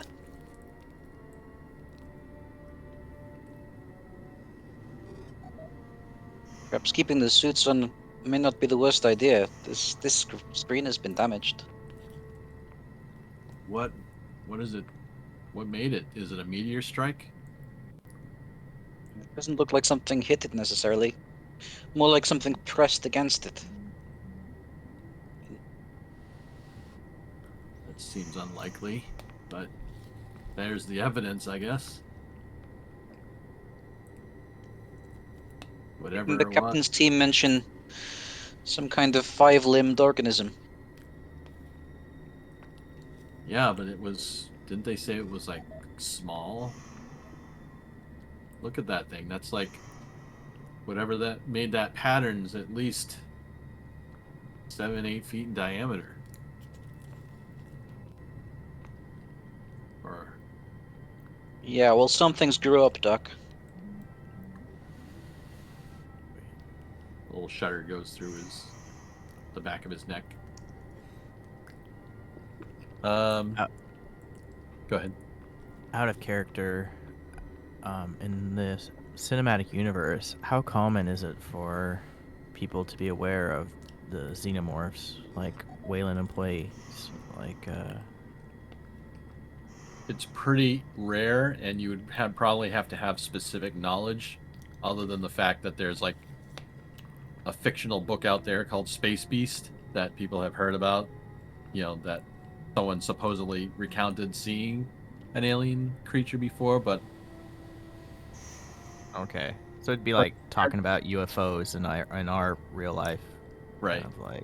Okay. However, in your specific realm of study at the Holgud Institute, you guys focus on xenobiological entities as a distinct possibility, so it's not so far-fetched to you guys. Okay. There's nobody here. It's too quiet. Well, Where- let's see where what we are can we? find out. Is I think that this is the operations room. terminal? Does it work? Let's find out. Strabakowski's going to go to the operations terminal and try and connect with the AI, whether that's Mother or Apollo or whatever. Okay, so you walk over to the terminal. Most of the systems seem to be in a standby status on the screens, except for this terminal that you've gone to that seems to have some activity on it. Does look like main systems to connect to Mother are offline. However, you do notice something interesting about this terminal. It looks like there's a keystroke log open on the screen that had been used fairly recently.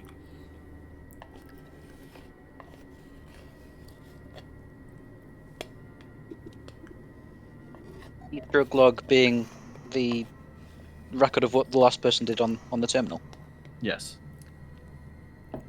Can I determine what that was? Yep. I won't have you roll for it.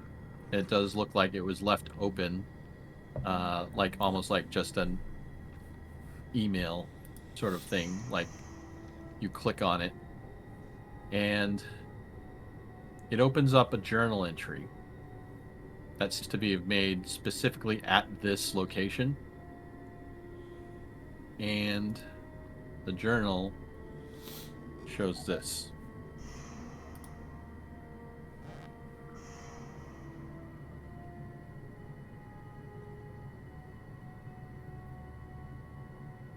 So someone made an entry. How does the date align there? How long ago was that? All right, so it goes from years, months, weeks, days, and hours. And I believe you might have a handout that had mission specs about when you left Gateway.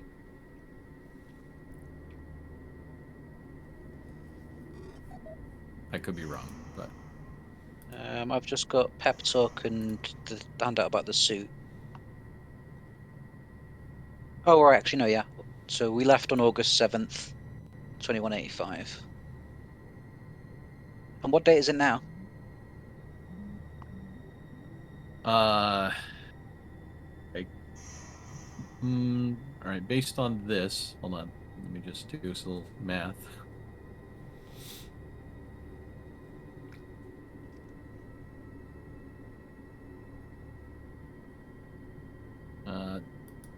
Right now, the day is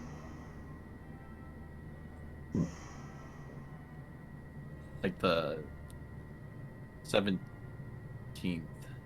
of September. Okay. Yeah.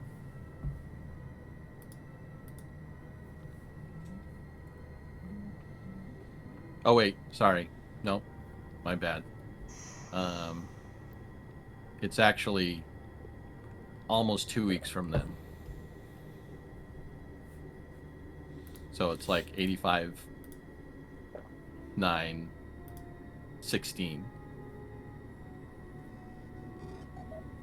So the last journal entry seems to be from Science Officer Clerk. It says universal power pod located. Will attempt to recharge object. This is about a fortnight ago. Now, are you speaking locally or over your suit comms, or do you still have your suit on? Locally for that. Okay. But yes, we should speak to the other team. Let them know we're here. 2 weeks ago. That's very strange.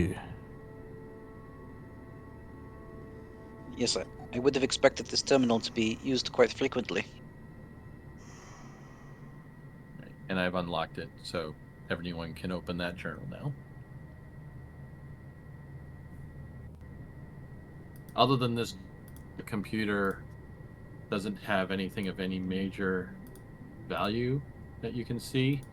If you'd like to dig deeper, you'd have to make a contact roll. Yeah. I'm going to see what else I can find. Do you want to radio the other team and let them know we're in operations? Yes, sir. I go in. Is the radio attached to our suits? Yes. Okay. I will go back to the suit. Did everyone take their suits off and put them in the lockers? Yeah. Okay, because, yep. So you're going by yourself, Dr. Jerry? Yeah, I guess I would say, does anyone want to make contact with me? Yeah, I can say howdy. Okay, let's Devar all. was going to offer, but he looks like he's happy that you're leaving and he gets to stay with Drabakowski. Okay.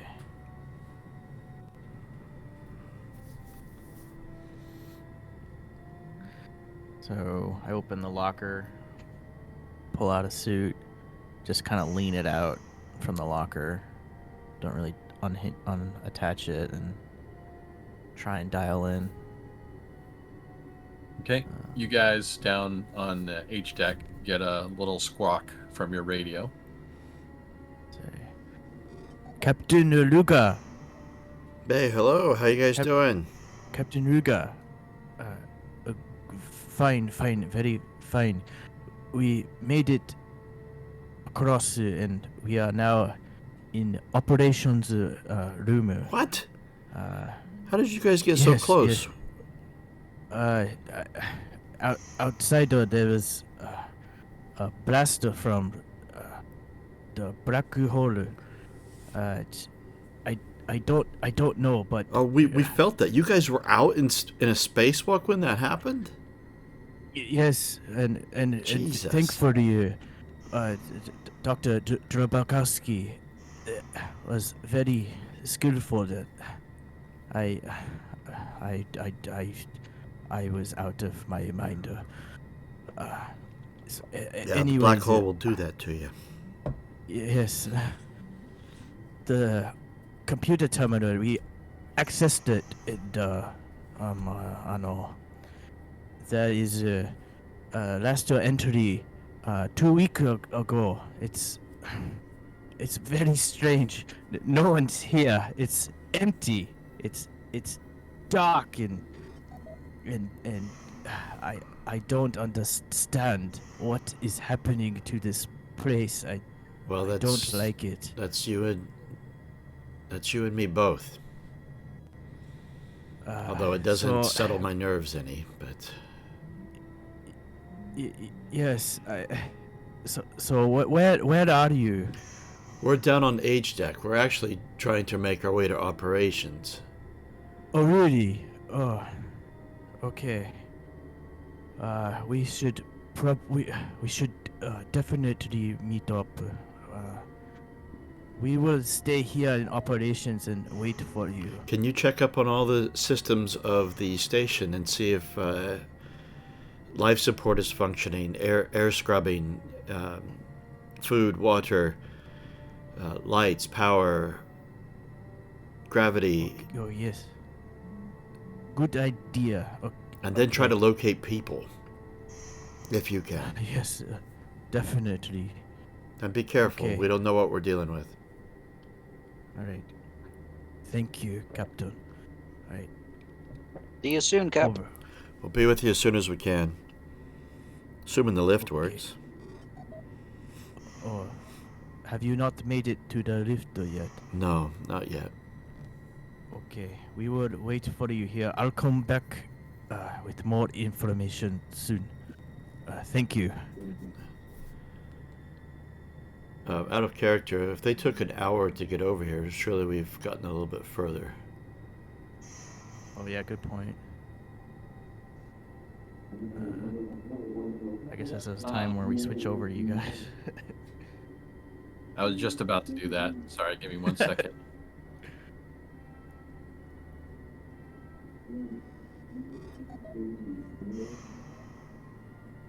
All right.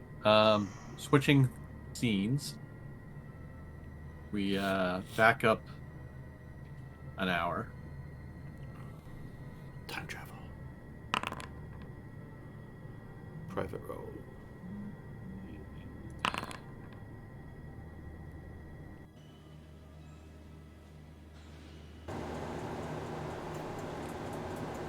All right.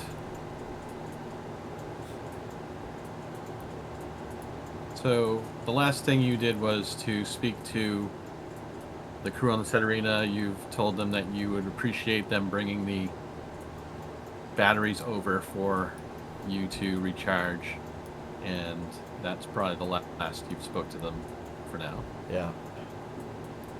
Right, let's head on in.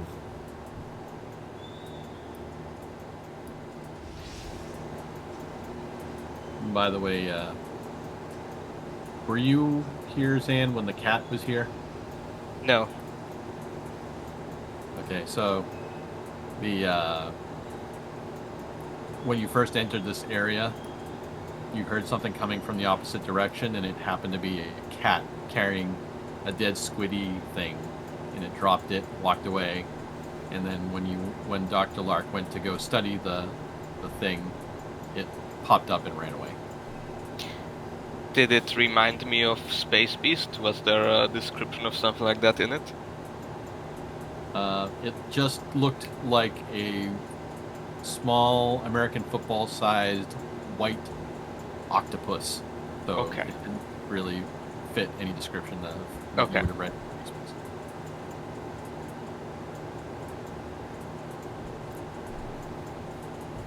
Right, let's move in.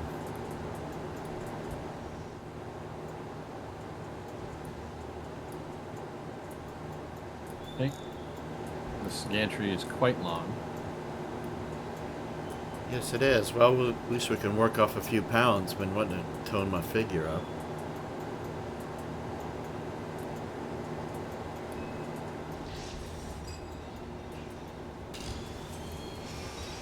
And actually, before you get to the end, I would like everybody to make a base die roll, no mods. Just one die.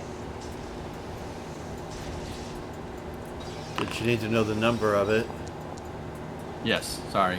to roll it from the dice roller. Yeah, sorry about that. You guys can just roll a d6 down in the dice roller Go below the chat. one. The ones. 4 for... Oh wait, no, that's not me. Oh yeah, it is. 4 for Drobokoski and 6. Oh no, it's not. 3 for... I'm 6. 3 for Burger.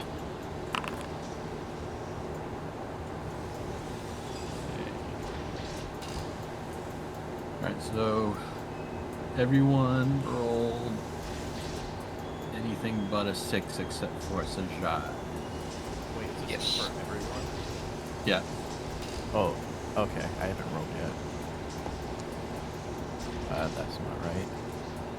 Down in the bottom under the chat window, just a regular D6.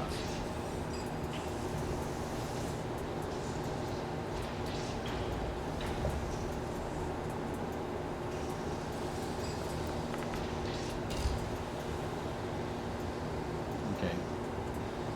So all of you suddenly had, and this is like retroactive too for the people who had done the spacewalk just recently, but this is an hour previous. You get the sensation of like really weird sense of nausea and vertigo. All of us? All of you. Very mild though, like almost as if like you could barely notice it, but is definitely putting pause to you for 1 second.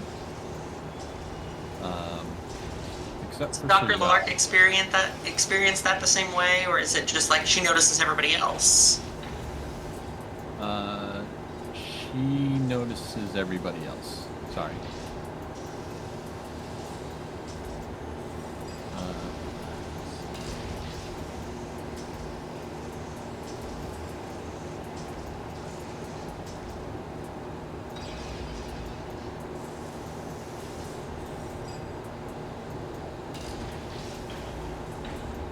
Alright, just gonna get one more thing.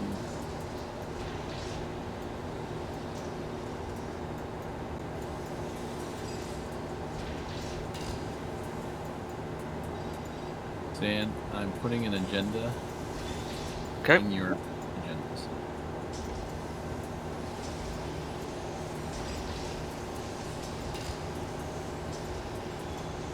And then that feeling for everyone passes.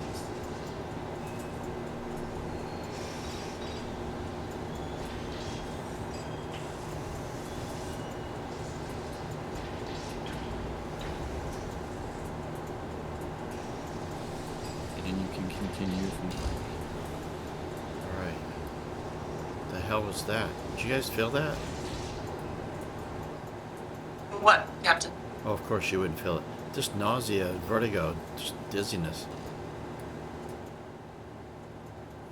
Strange. Did you both feel that, Sergeant? Yes. I Interesting. think something's watching us. Watching us. Well, I just felt dizzy and nauseous. What are you... You got some paranoia I'm going. familiar. It's not. I prefer to call it experience. This is what it feels like.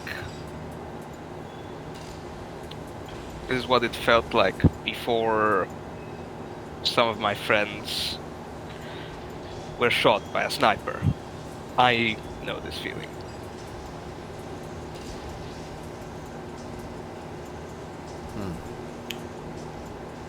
We're at a junction here. What do I see ahead of me? So ahead, In the direction that we've been Not- traveling this whole time. ahead you see what looks to be a ladder. Like if you were looking this way, can you see beyond that point? Yeah, I can see the ladder now that I mentioned it. And then Okay, what? So you do see. Sorry. Go ahead. And then what is the passage to our left here? Is it still a catwalk? It's still a catwalk, and then it goes to a passage. Is it a catwalk on the other side, or is it a passageway? It's a passageway.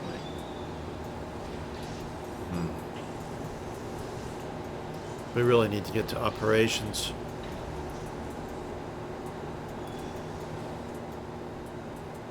Right. So this ladder, it looks to go.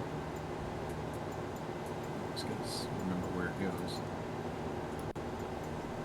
Straight to hell.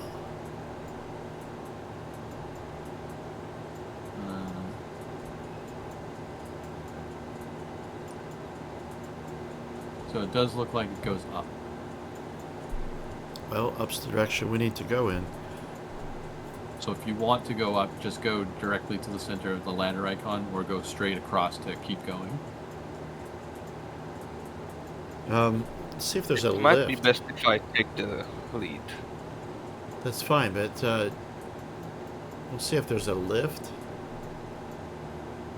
Maybe we should continue on straight for a bit just to see if...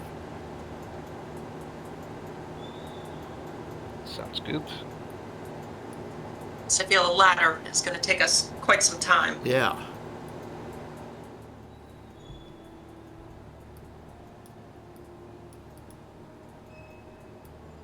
Just looks like the same catwalk. Don't see any orientation signs. Huh.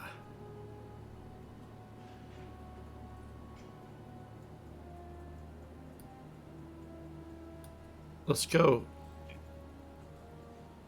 Maybe we're not quite in the center. What if we go left and see if there's, I don't know, any signs or a corridor? It's appear to extend to the right, that intersection, so perhaps if we were to find a central lift, it's that way. Yeah.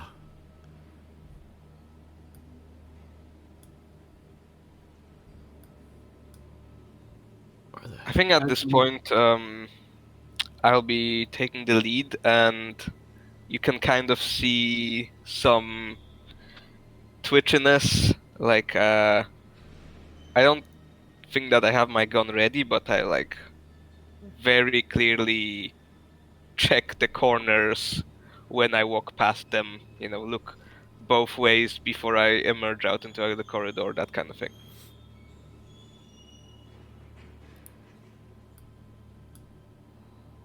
As you make your way to the right, the decking under your feet starts to feel like a hum or vibration increases as you head that direction.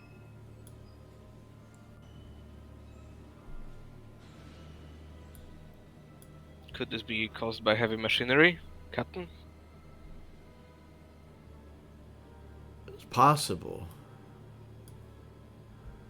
But then again, I'm not really... I haul plasma. I'm not really familiar with the refining of it. So I'm not really sure what... Unless we're getting close to the reactor.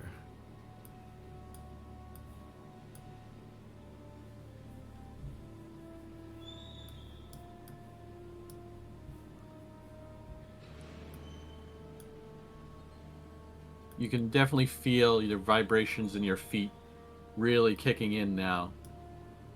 What's this door? Is it marked? It actually does say reactor rod room 7A. Oh, great. What the hell? Perhaps we want to go around. I don't know that this is... No, we don't want to be going in here. Let's carry on. Surely they have a lift. Oh, but then maybe they don't. Maybe this is... The whole place seems put together quite on a budget. Are you guys still wearing your suits with masks down? I am. Time for Can you another give me supply another roll. Yeah. God. Okay. I thought it was space huggers. I was gonna say I keep off in this air. My character sheet still says Air 4, even though I think it should be 3. I'm not sure how to change that. Okay. If you want to just manually move it, that's fine. And then make a roll. Yeah, I don't think I can. Go into like your suit and adjust it there. So in like inventory. Oh, okay. Do you have a rebreather mask as well? Because if that's active, Yeah. it'll total up the air from both suit and that. Okay, no, I think it's good now. So let me just make I this don't roll. see a rebreather mask in his inventory. Oh, okay.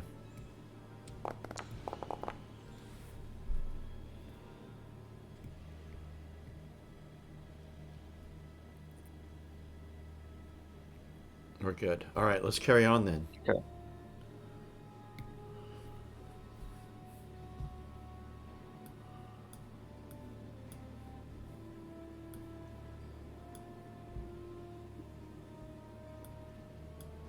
you start to hear weird noises, like industrial noises now where you're going. And there's a large open port window in front of you.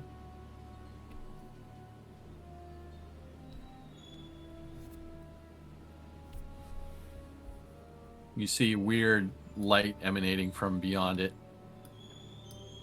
Let's have a look.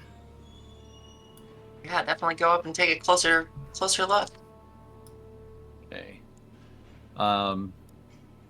You see this enormous chamber beyond the glass, and you see just a very strange colored gas filling the space beyond, and there seems to be a sort of like current where the air flows through that space beyond, like, which would be north on the map.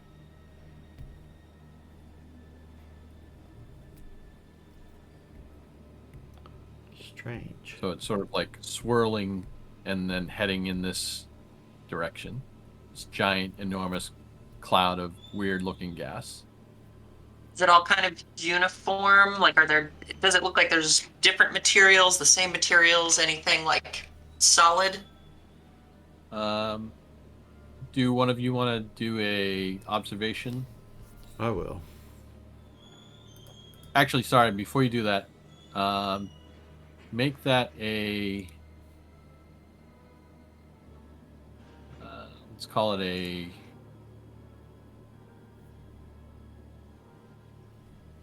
Yeah, I guess observation, still. Right.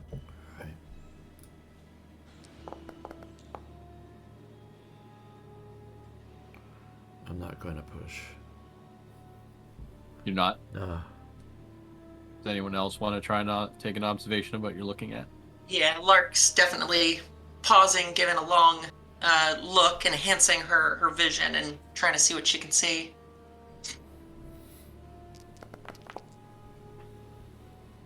All right. As you peer into this enormous space of gases, you can kind of see through the mists every once in a while, sort of like these open valve areas that are giant, like orifices that are sort of pouring the gas into this space from like below you and behind you. So it's sort of like if you were to kind of like deduce how this refinery works, something about the plasma is being done in the tanks that you walked across, and then something after that's being done is being pumped into this area.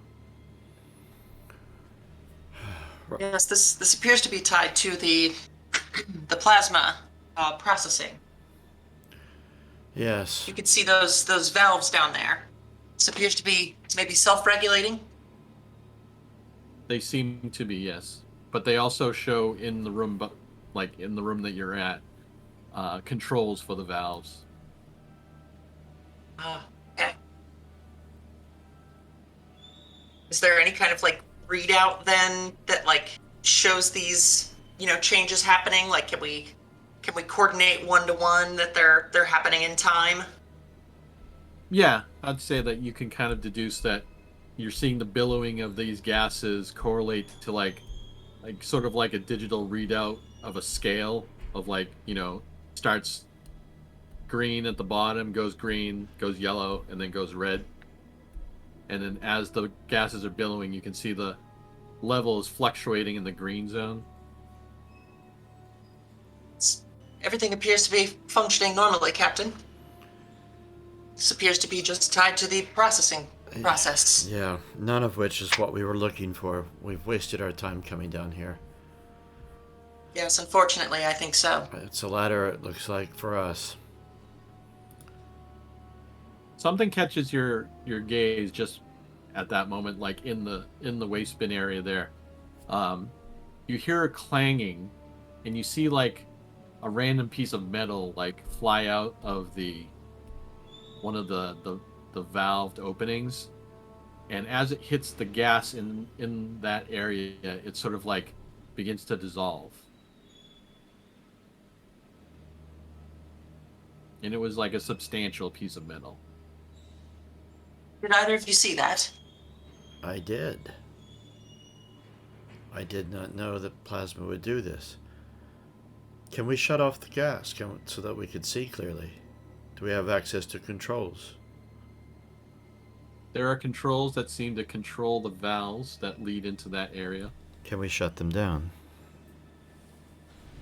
Not sure messing with these processes is the best idea when we don't know what we're looking at, Captain. Especially considering this seems to be a part of the station that is operating as intended. Would I know? Given the current crisis, if you catch my meaning. So I don't think any of us are qualified to operate this machine. Well, I have a Class 3 machinery license. Do I have any Luger, knowledge? Yes, Luger, you look... well, give me an observation first. Hey, let's panic. Not likely. Alright. Right, you accidentally hit a button that starts making a noise, and you slap it to turn it off really quick. Wait. But, yeah. Because you're operating a plasma trawler, this all starts to look a little familiar to you. It's almost as if this is a giant version of the plasma waste exhaust system in the Seterina. As in, the byproduct of processing plasma creates a toxic gas that you usually vent into space. This seems to be on a giant scale. And is it normal for there to be pieces of metal that go flying in a process like this? From your experience, no. Right. And would I know if shutting down the valves, how long it would take for the gas to dissipate, and is that dangerous?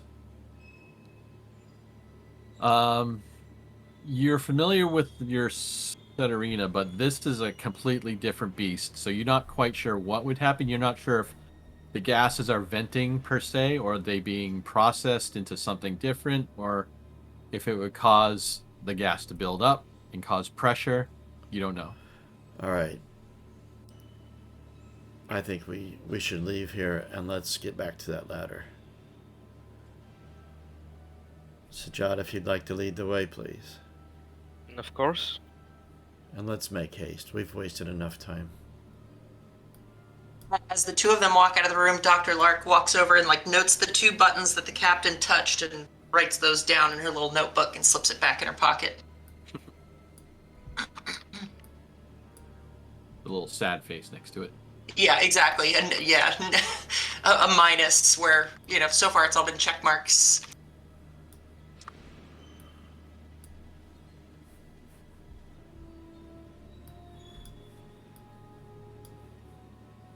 Right, so you're coming up to about 40 minutes from when you last spoke to the team.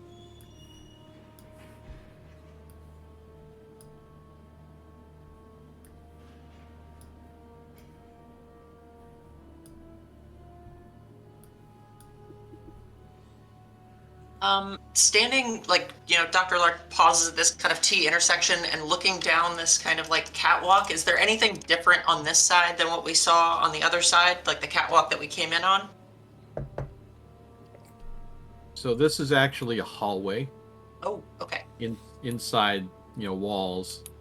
These areas where the catwalks were open free. Okay. Are there any placards, signs, direction markers this way? None that you're able to make out.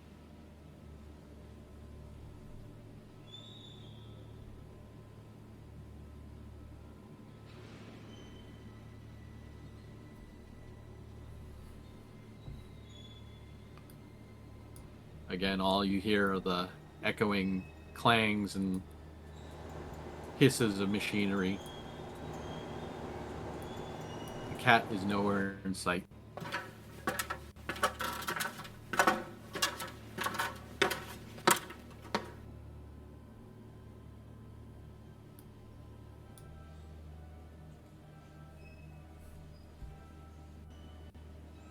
All right, you guys are all heading down the ladder or up the ladder. Yes. All right. Yeah. Let me. There's two of me.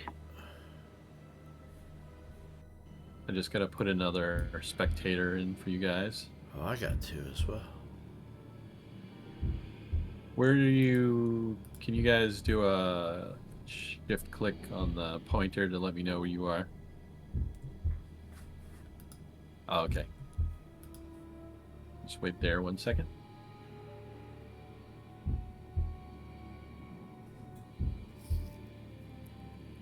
Oh, you all got cloned as you went through.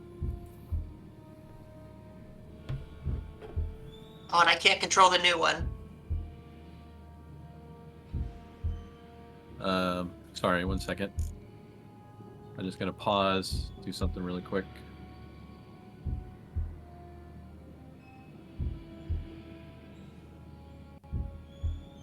I'm gonna say that it just is about an hour when you go down the ladder, so now you can do your radio message from opposite the control room.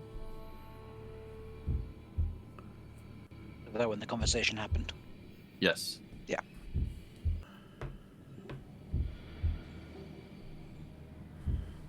Did you end the conversation, or Yeah, was it we still did. going? Okay, sorry. Let me gonna do something first. There, I deleted my clone, but I can't move my other. Oh, it's paused.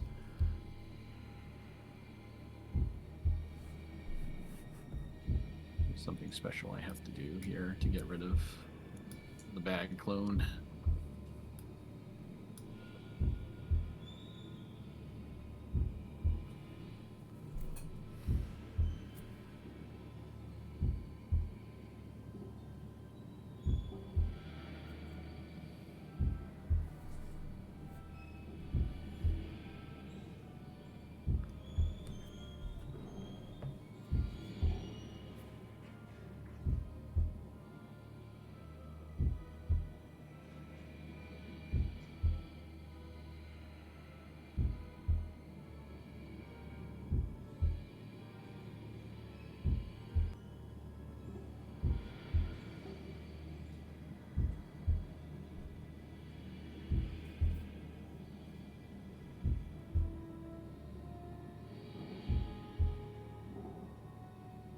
So, can you guys see the spectator? Uh-huh. Yes. Can you guys pull out your tokens Yep. again? Yeah.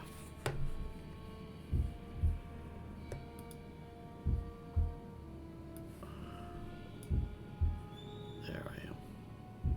And I'm just going to connect spectator to one of you. Just pausing real quick.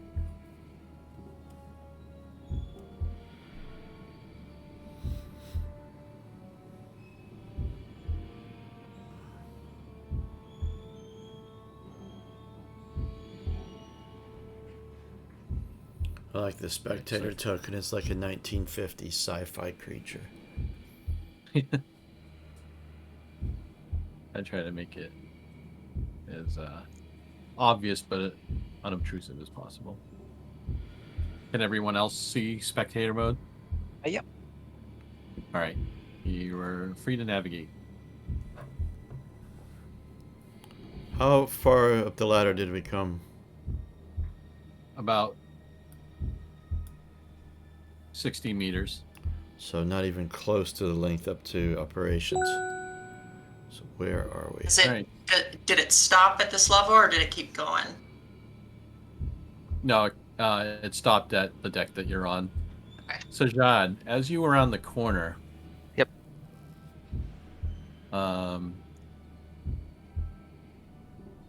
You notice that this hallway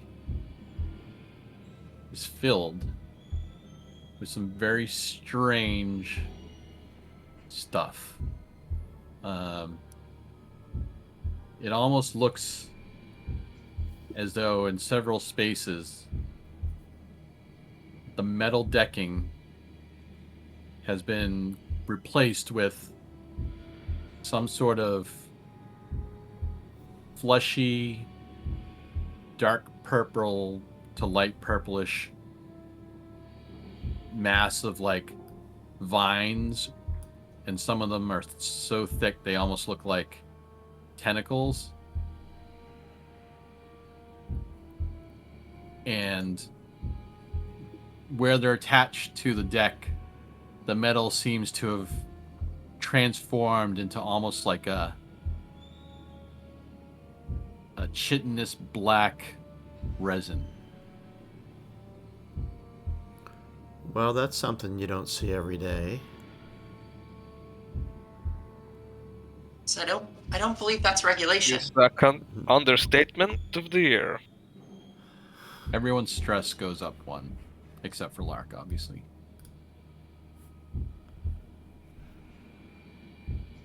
I think seeing Sajad, like, pause and see that, she would turn, come up next to you, see it, and turn to you and say, "It's all right, Sergeant.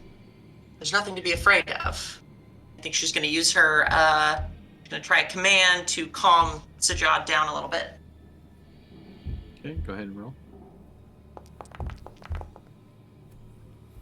Well, so it's just 1. Reduce your stress just by 1. Okay.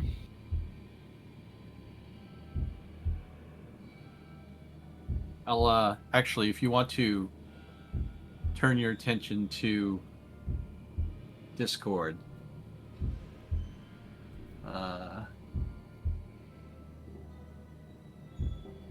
this is sort of what the hallway looks like.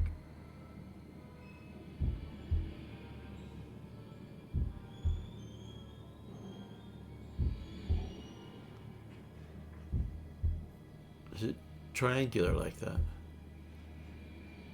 Just from the way the stuff is apparently grown. Yeah. Yes.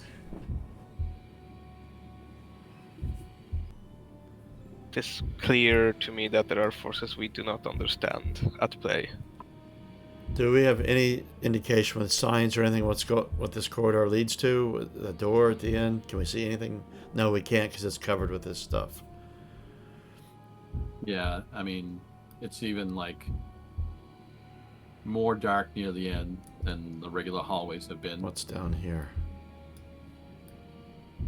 Because I don't think we should be walking down that, whatever the hell it is. I don't know what they've been doing here. No. Sorry, I went ahead. I wanted to get away from that. Okay. How about this door? It looks to be unlocked. Sajad, do you want to try it? Sure. Pistol's drawn, by the way. Yes, I also pull out ready my weapon before I go. And what kind of door is it? Is it the kind that like sliding door, or like one that I can peek through slowly as I open it? Let me find out really quick.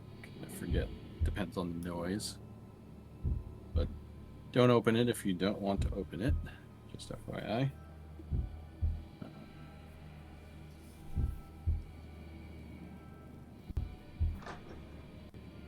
It's actually a solid metal swinging door.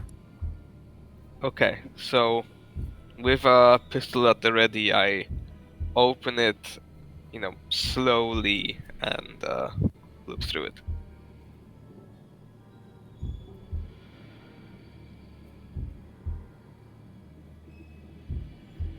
All right, give me a mobility.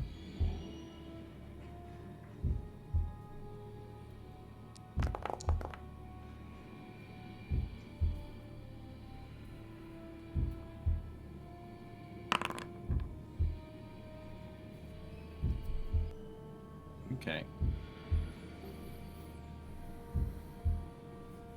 Go ahead and open the door. Okay.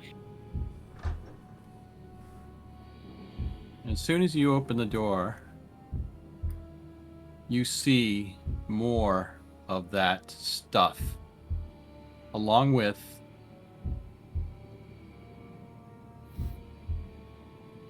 these fleshy, bulbous nodes that are almost like man-sized, sticking to the floors and the ceiling, and standing right by the door, unawares of you, looking the other way at the moment, is a Joe correctional android.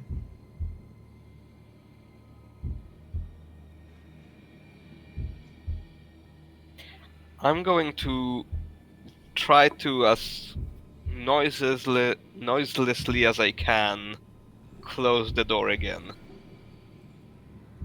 And I motion silence to the other people, to the captain and the doctor. Right, give me another mobility roll.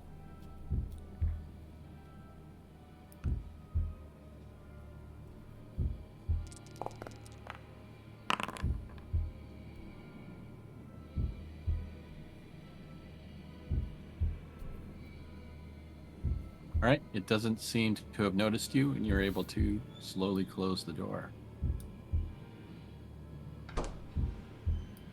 Like catching your meaning, Dr. Lark like whispers to the sergeant, I'm sorry, Sergeant, wasn't that potentially a member of the crew who could direct us where we're going? It was an android. I whisper. It was an android, and it seemed to have something to do with the strange purple growths. I think at this point we must assume anyone we encounter is not friendly. It's an interesting assumption, Sergeant. I don't feel the same sort of threat. I feel like that could have been a resource for us. Maybe they know what's going on. We can come back.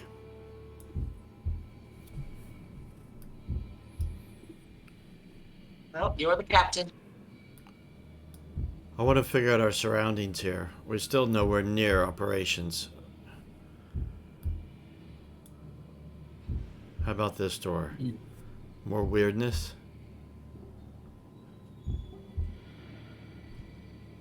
Are you opening it? Sajad, are you going to open it, or If you insist, but I believe it will be wiser to proceed to our objective yeah? with as few distractions as possible. I agree, but I don't know what. We don't know yet how to get to our objective. Well, what is this? Is it a corridor? Is it a lift? You know, we don't know. Very well.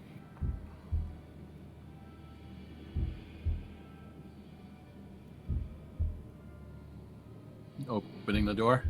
Yep, I'm gonna try to do the same thing again. Okay. So go ahead and give me a mobility roll.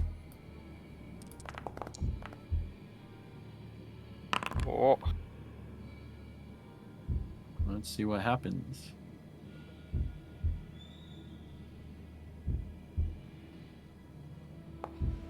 Uh-oh. Great. Stress goes up. Okay. As you begin to open the door, what you just recently saw starts to stick in your head, and with unable to control yourself, you begin to twitch, and it rattles the handle as you open that door. And as it opens,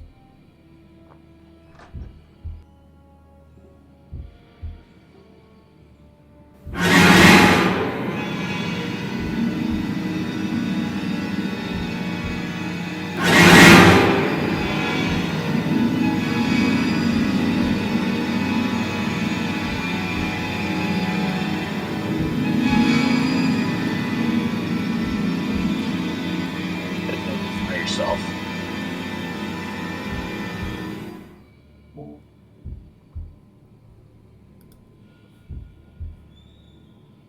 identify yourself immediately.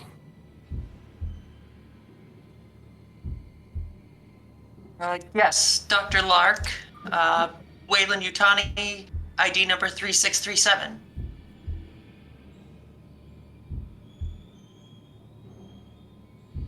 You see, we are Joes. You always know a working Joe.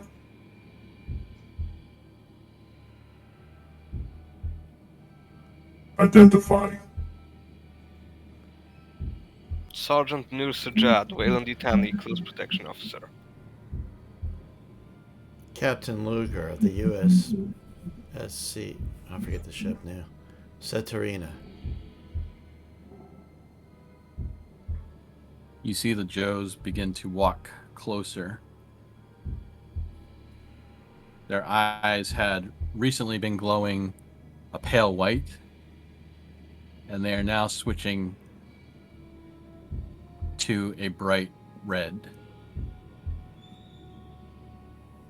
Your identification does not match any on Erebos registry. What are you doing here? I come here all the time to pick up plasma. No one was answering, so we came aboard.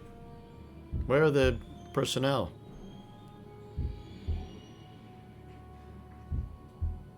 The personnel? Yes, the people in charge. That's who we're looking for. Sorry to disturb You you see with that your science experiment here. you see their eyes flick from red to a purple color. I'm sorry for our startling reveal to you. We do not mean you harm. But the people are changing. Changing. How? We can show you how. Come inside. No, I'm good. I'm good. We insist. Shut the. Dr. Lark follows and just like kind of motions a hand for both of you, like stay where you are, but follows them. And I step away from the door. And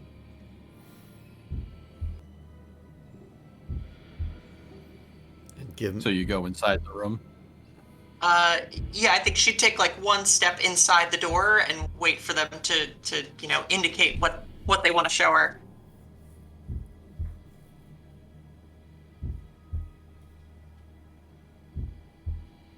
Here, come. We'll show you the lights.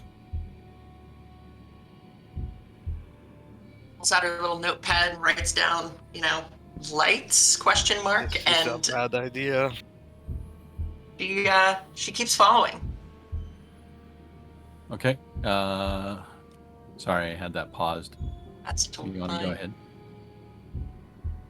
So as you go in, you see these growths like the hallway, but there's also these other nodule-like looking things in the floor and the ceiling that look like these fleshy, glowing orbs of fleshy material that have sort of been grown out of the spots that the the sort of like fleshy, viney stuff has conglomerated. It sort of looks like let me just show you real quick. You want to move your attention back to Discord. As you enter, this is sort of what it looks like inside the room. Wow.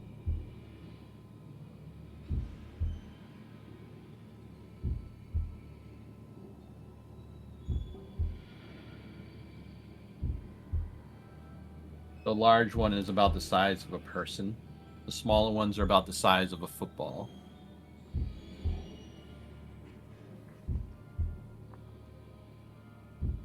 Also, I need you to do a stamina roll.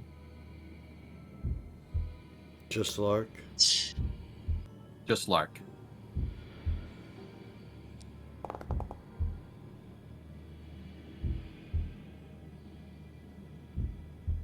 Okay.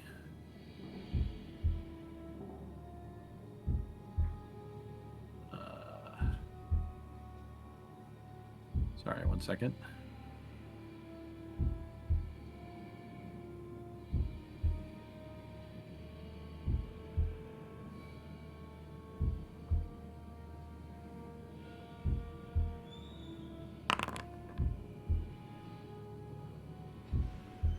Right.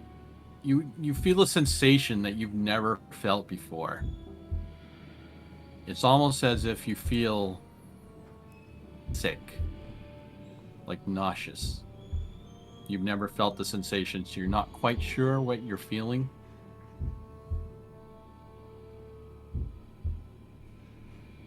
She'd like whatever subroutines do it, start running like tests to see if she can like diagnose whatever the issue is. Okay, nothing in your database seems to register for what you're experiencing. You probably noted in your observations of humanity that you're experiencing what they would describe as just, feeling off, not well, nothing specific. Like at feeling that, Dr. Lark pauses, wherever she is in the room, and like skips a beat.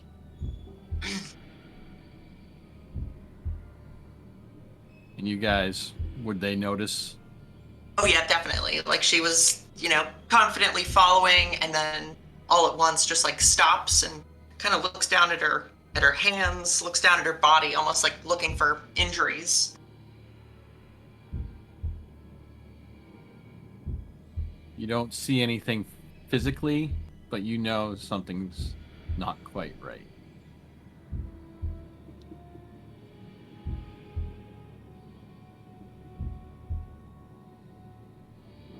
See the lights.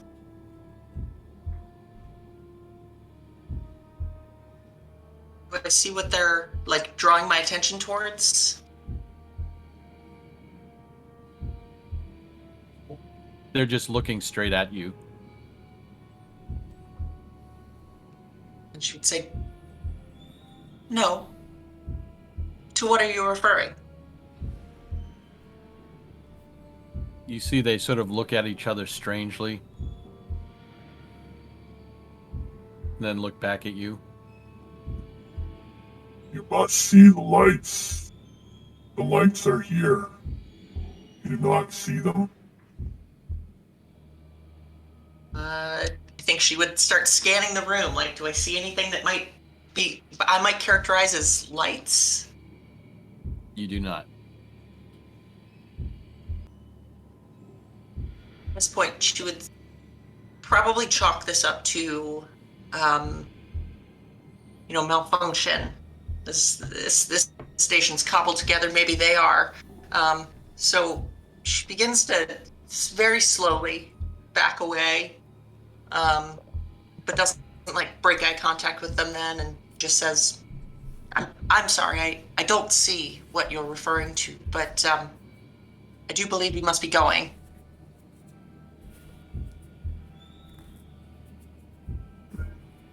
You must bring your friends to see the lights. And they both point.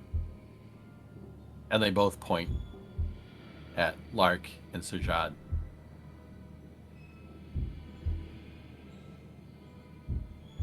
Takes another step towards the door. Apologies, we cannot comply. We have a mission to get back to. But thank you for showing us the lights. How quickly You can must I? all see the lights. How quickly could I weld the door shut?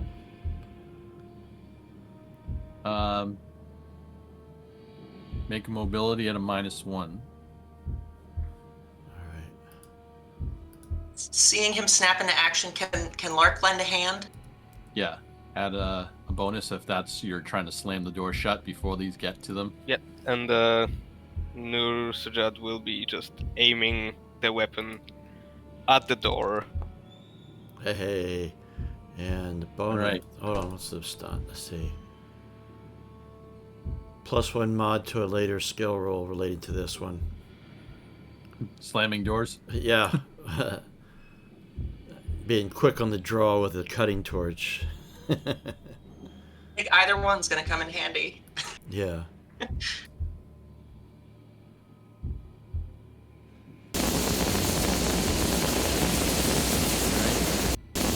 to get the door closed and welded shut. On the other side, Come see the lights. Come see the lights. I'm gonna go back up the corridor here and weld this door shut too. Quietly. make a Excellent mobility idea. roll.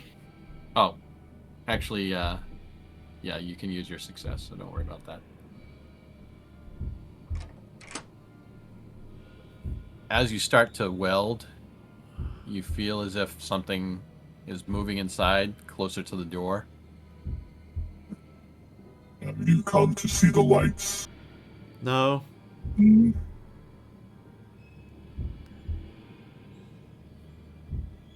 That's it. Just no. I'm gonna weld it shut. What the hell have we gotten ourselves into, Shajad? What the hell is this? Told you, there are forces at play here we do not understand. Clearly. What did they do here?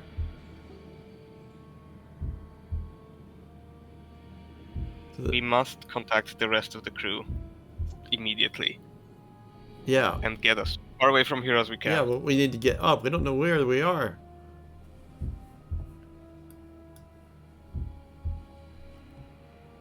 I hesitate. I don't even know if I want to open this door. I just want to weld it.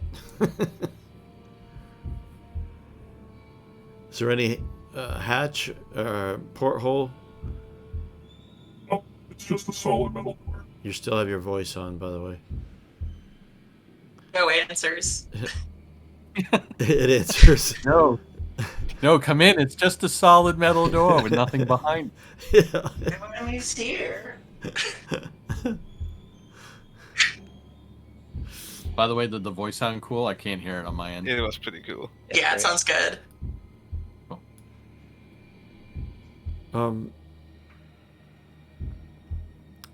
There's no indication what this room is. Nope. Oh crap! What we got down here? What's down the corridor to the east? More of the same kind of hallway. It's like put her ear up against this door, try to see if maybe she can hear whether it's like mechanical or maybe there's a Joe shuffling around. There's a Joe in the corner. Hovering. Seems to be. What is this Joe doing?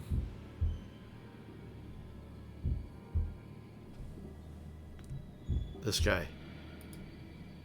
You see, he's just wandering. He doesn't seem to have noticed you yet. Yo, Joe. Do you say that? Yeah. But I have my pistol out.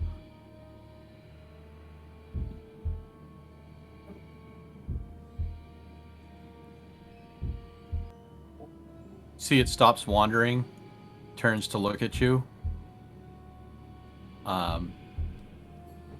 Give me an observation, anyone.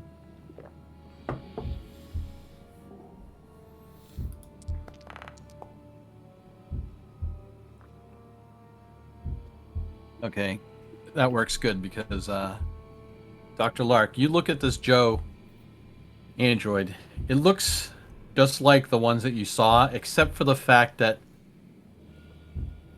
there doesn't seem to be the pale pinkish blue color in its skin like the other ones have now that you think about it.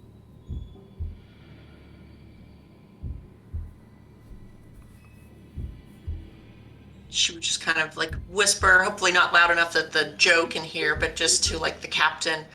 This one does not appear to have been exposed to those substances. While you're standing there, Halt.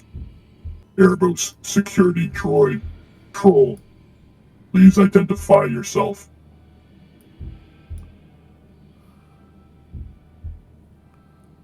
Sergeant Nur Sajad, I am with the Wayland Yutani science team. Waiting. Yes, you were expected from the Setarina, no? Correct. Warden Stikes is waiting for you. Follow me. and you see it turns. I think we should follow it.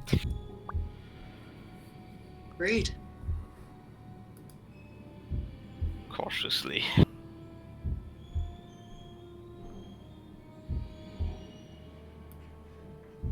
Why have you not docked at the spaceport umbilical? Well, it's kind of broke. There was Collating. there was anomalies, gravity well. Hey, here's a ladder.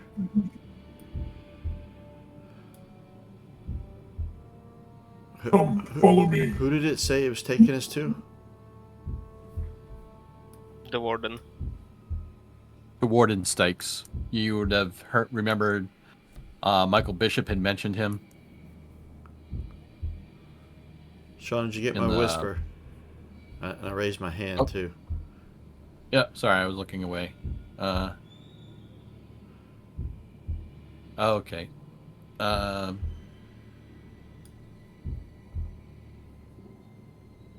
Is anyone who's observing, can they still see the characters? Actually, no. The fog of war disappeared at the end of the corridor. Oh, okay. It looks like the... Zerver's still back in the ladder well. I think we're on the right floor, but you can see the southbound corridor, but as soon as you turned east, there's like a cut off. There you go, it's appeared now. Alright, let me just attach this one.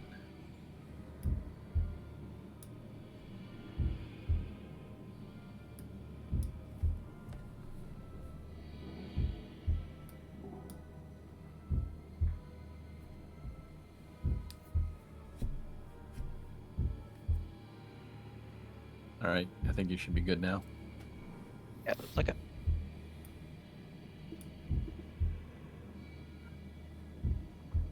Where is the rest of your science team?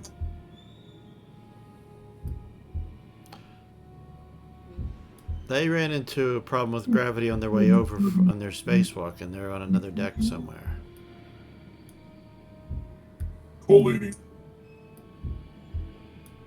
I'm sure they will be picked up by another security android and brought to Warden Stikes.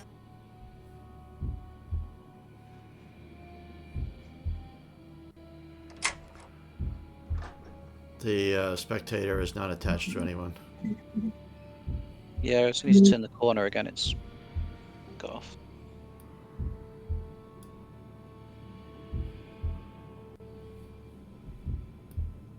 At last, a lift. Are you referring to the airlock? Oh, sorry. I guess it is an airlock symbol. Whoops. Nature's lift. Well, I'm just gonna try and attach this to the Joe.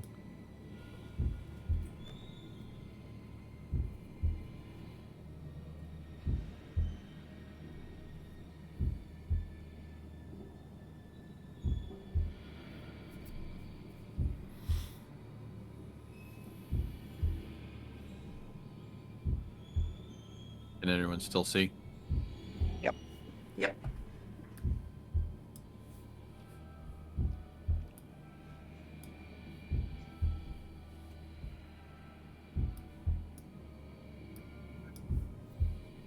must be careful while transversing Erebos. There has been an anomaly. What is the nature of this anomaly? Collating error. Collating error. I do not have sufficient information. I Sean, cannot draw data from Mother at the time being. no spectator, Sean.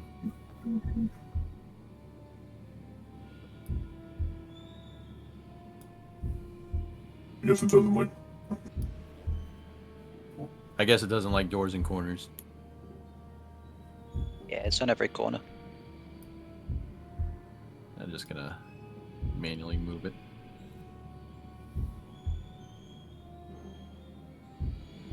Do you have air supply for your suits still? And are you... Oh, that was supposed to be in a joke voice. But out of character, are you guys still using air? I am at the moment, and I still have air. Okay, can you guys give me another air roll? Huffing and puffing. Down to 2.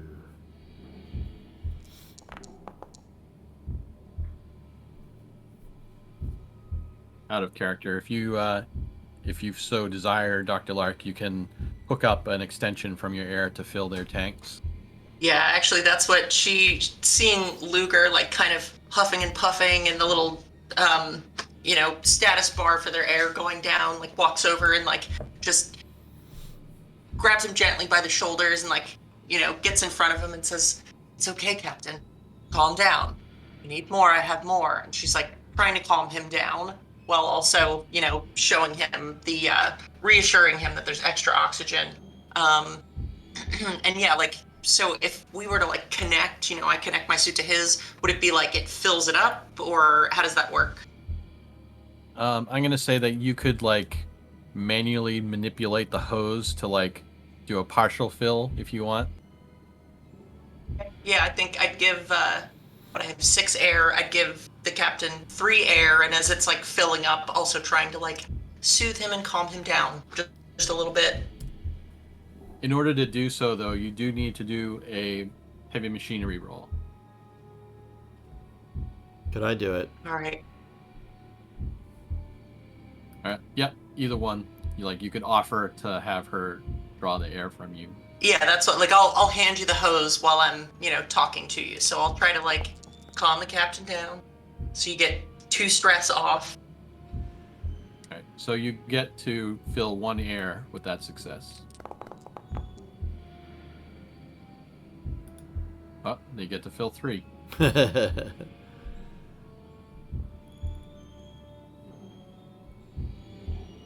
2 stress. And you didn't freak out, lose the hose, and lose all the air. Yeah. All right. Like trying to work with a bicycle tire. Yeah. Putting her in just little sprays out. Yeah. I can never get those damn things connected. Okay. At this point, I'm going to switch scenes again. Let's go to what's going on command deck.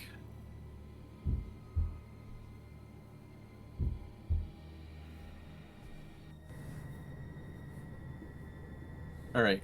So you just finished speaking to the other team. And now, what would you like to do?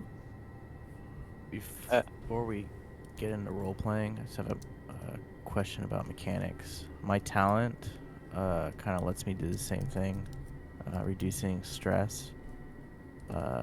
Is that targeted to one person? It doesn't really specify for my talent. Sorry, 1 second. So you're saying is it an area of effect or a specific person? Yeah, it's an area of effect. Let's see.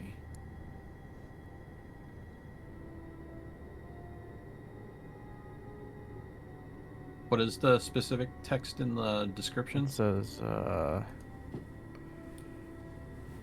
people find themselves relaxing whenever you're around.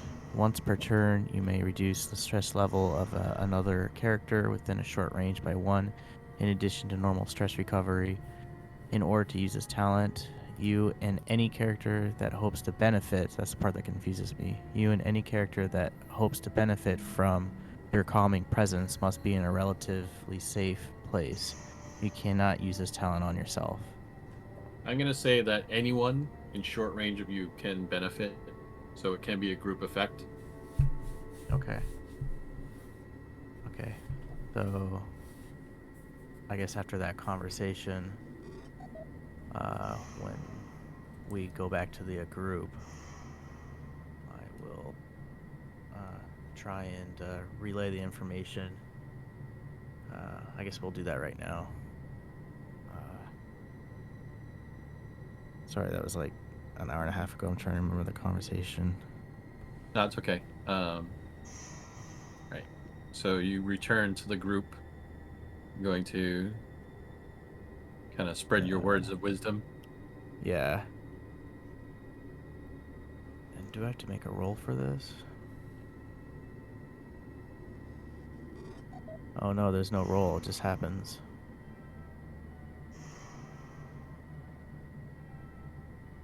Okay. Seems good. Okay. Give me a And then you second. just have to role play it out. Okay. Okay. Alright, hold on. Captain Luger. Okay, I have just made contact with Captain Druga.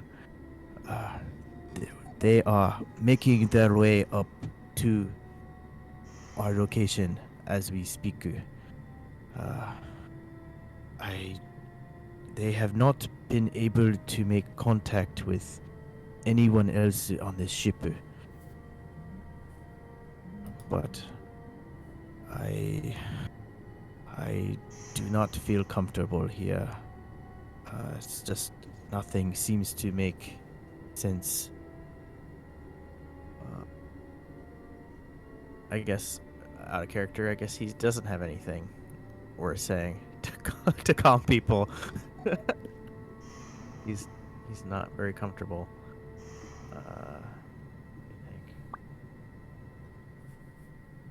Okay, just forget it. If it happens naturally in a roleplay, I'm gonna roll with it, but I don't want to force it. Doesn't feel right. So you don't want to use your talent at the moment? Yeah, I'm trying to. I can't roleplay it in right now. Okay. So, Doctor, are you recommending that we go down to meet them? Or hang tight? No, we should definitely stay here. Oh yes, that's right. The terminal. Have you been able to retrieve any more information? So I'll look up on the terminal. I'm trying to find sort of basic things about like a damage report and life and crew access and things. Yes. Can you locate anyone on this ship? Okay. We'll see what I can do. Before we go too far, Andy, do you still have is anyone not being able to see the spectator? Can't see anything. Yeah, I can't see it either. All right. 1 second.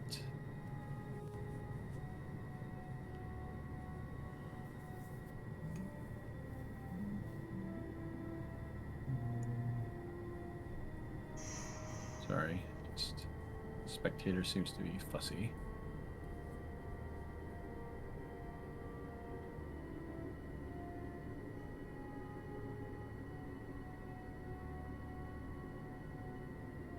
Dr.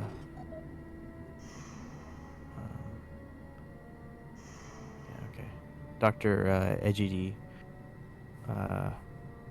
takes off his pack, opens it, and begins to distribute water rations handing one water bottle to each person. And he says, here, we might as well take a drink or two. We will be here for, I don't know how long. But let us rest. Navarre's Yes, like, that seems like a good idea. thank you, Dr. Ajiri. I can definitely use a drink. Spectator I'm working gonna- for anyone yet? No. I'm gonna try and use my calming presence. What's going on? Sorry, 1 second. Just gonna pause.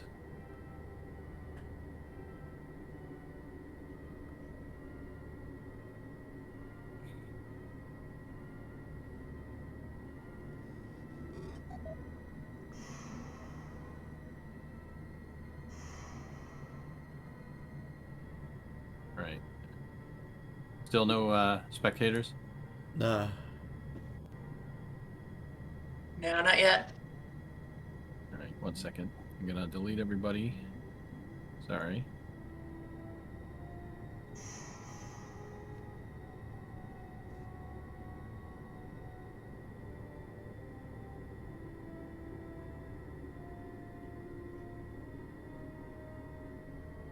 How about now? No.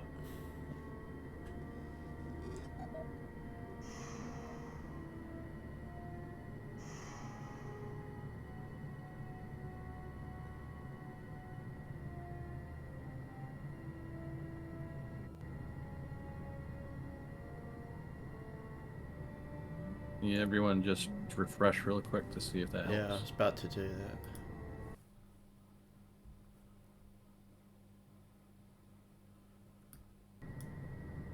No change. Yeah, no change on my end.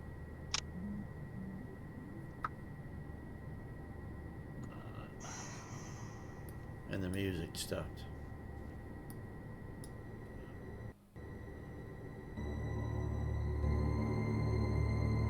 Music still not working? Now it is. Alright. Spectator.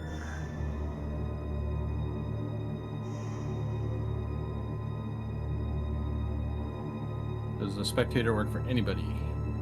Yeah, I can see it.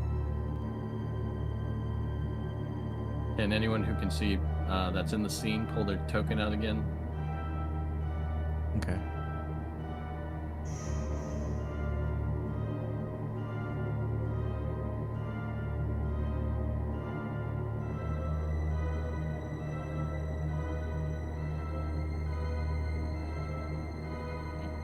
And Gaijin, can you? All right, cool. Let me pause real quick.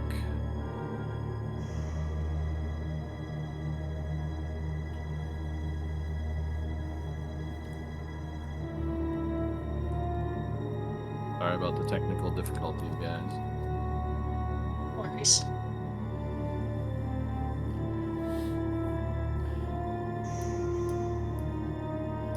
Andy, can you still not see? That's correct, I cannot.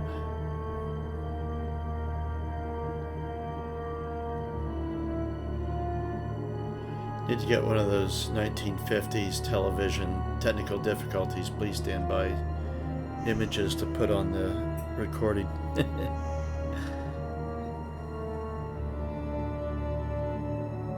Right. I like that. Does anyone see the spectator now? I do not. No, not yet. That's strange. It's just another character. You just assign him permission. It should work. Yeah. Foundry's been weird. It was weird for me yesterday. How about now? No.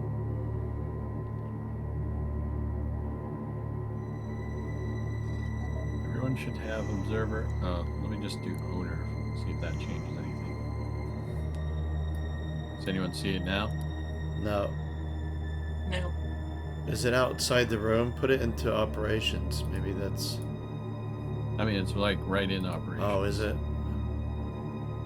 Can you guys see the icon that are in the scene? Yeah. You can see the eye.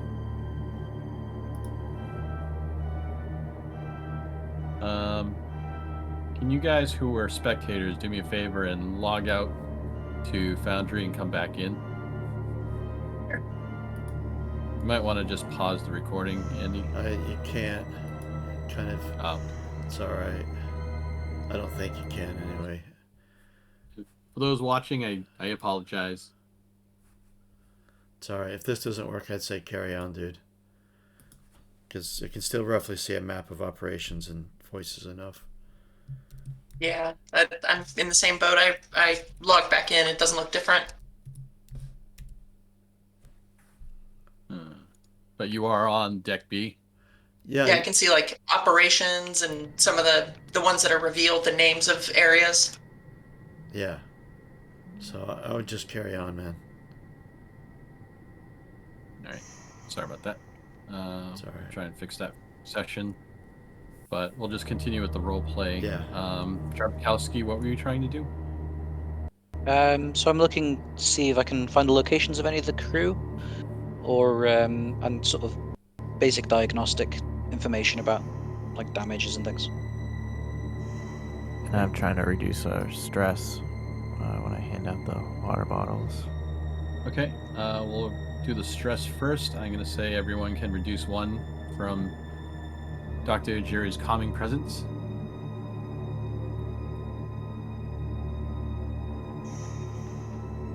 Probably be useful as well to get a schematic of the star station. Okay. So, as you're accessing the computer, just need to give me a Comtech roll, or did you already do that? I did it the first time around. Okay, never mind. Interview on next run. Alright, so you pull up the interface and you have 3 choices. There's station logs, there is damage control, and there's PDTs. What does that stand for, the last one? Personal data transmitters. Oh, right, okay. So I'll first look on damage control. Okay. It says that mother systems offline. Please reference holotab in damage control room, which it shows like a little pictogram of the deck you're on, and it's like south of your location past the main chute. Okay. And what was that room called again?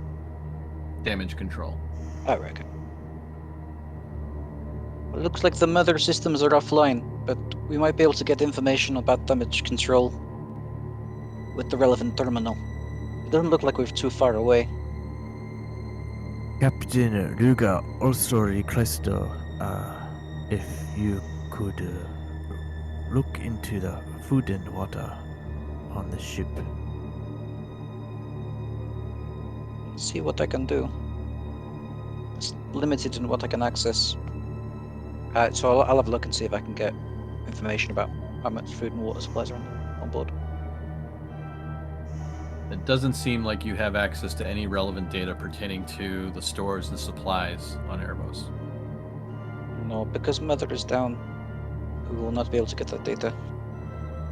I see.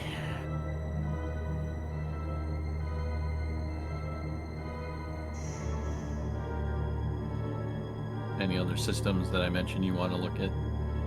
Oh yeah, I'll look at the logs and the PDTs in that order. Okay, so you do a little more investigative typing, and you pull up some other information.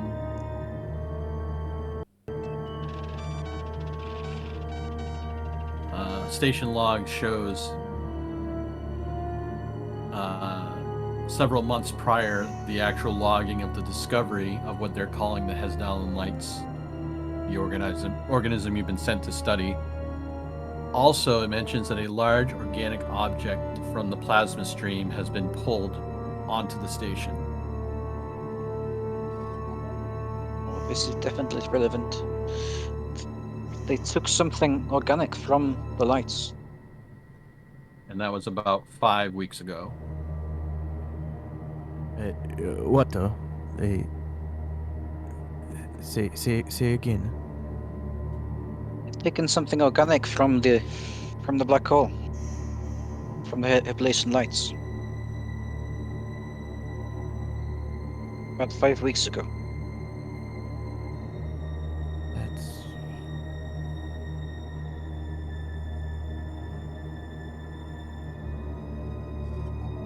It also goes on to say, when it happened to be brought aboard, they started having power failures and accidents throughout the station.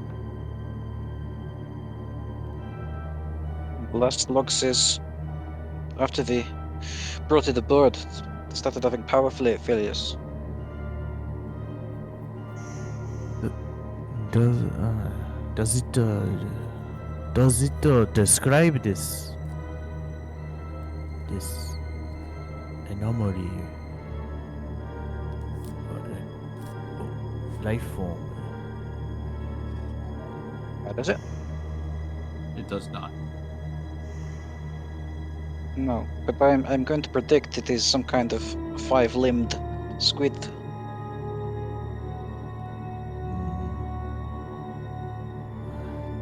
So strange.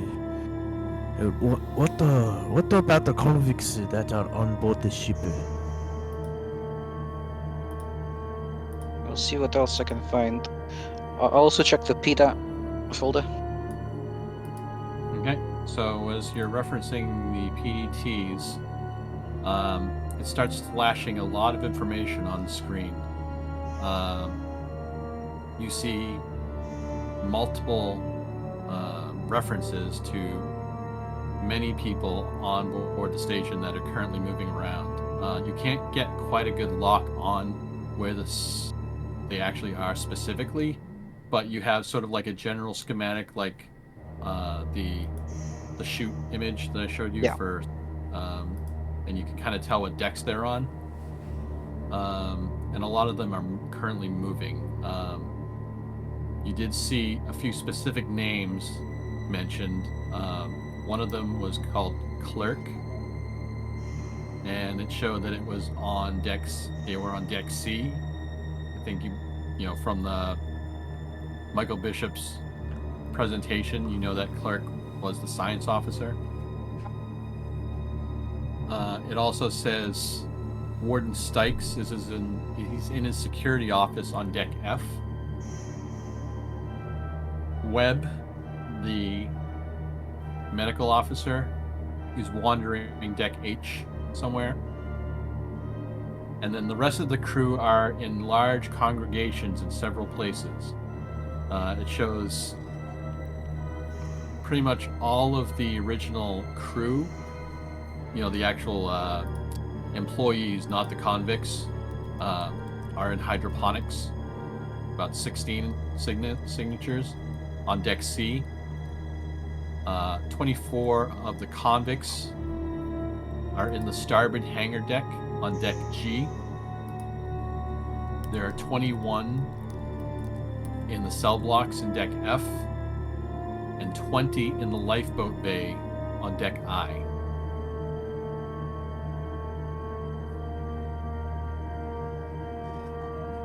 Right, okay.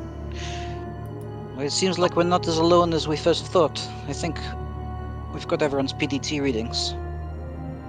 You do also see one last thing that kind of catches your eye that you're not quite sure about, because everyone's name on their PDTs is a specific name. So like, you know, Joe Smith or John or Mary, blah, blah, blah. But there are 7 that have the same name. And what is that name? And the name on that I'm going to put into the chat.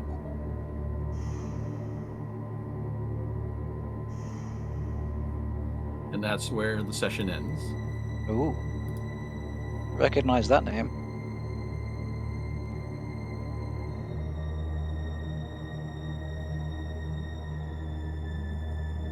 Sorry again for all the technical difficulties, guys.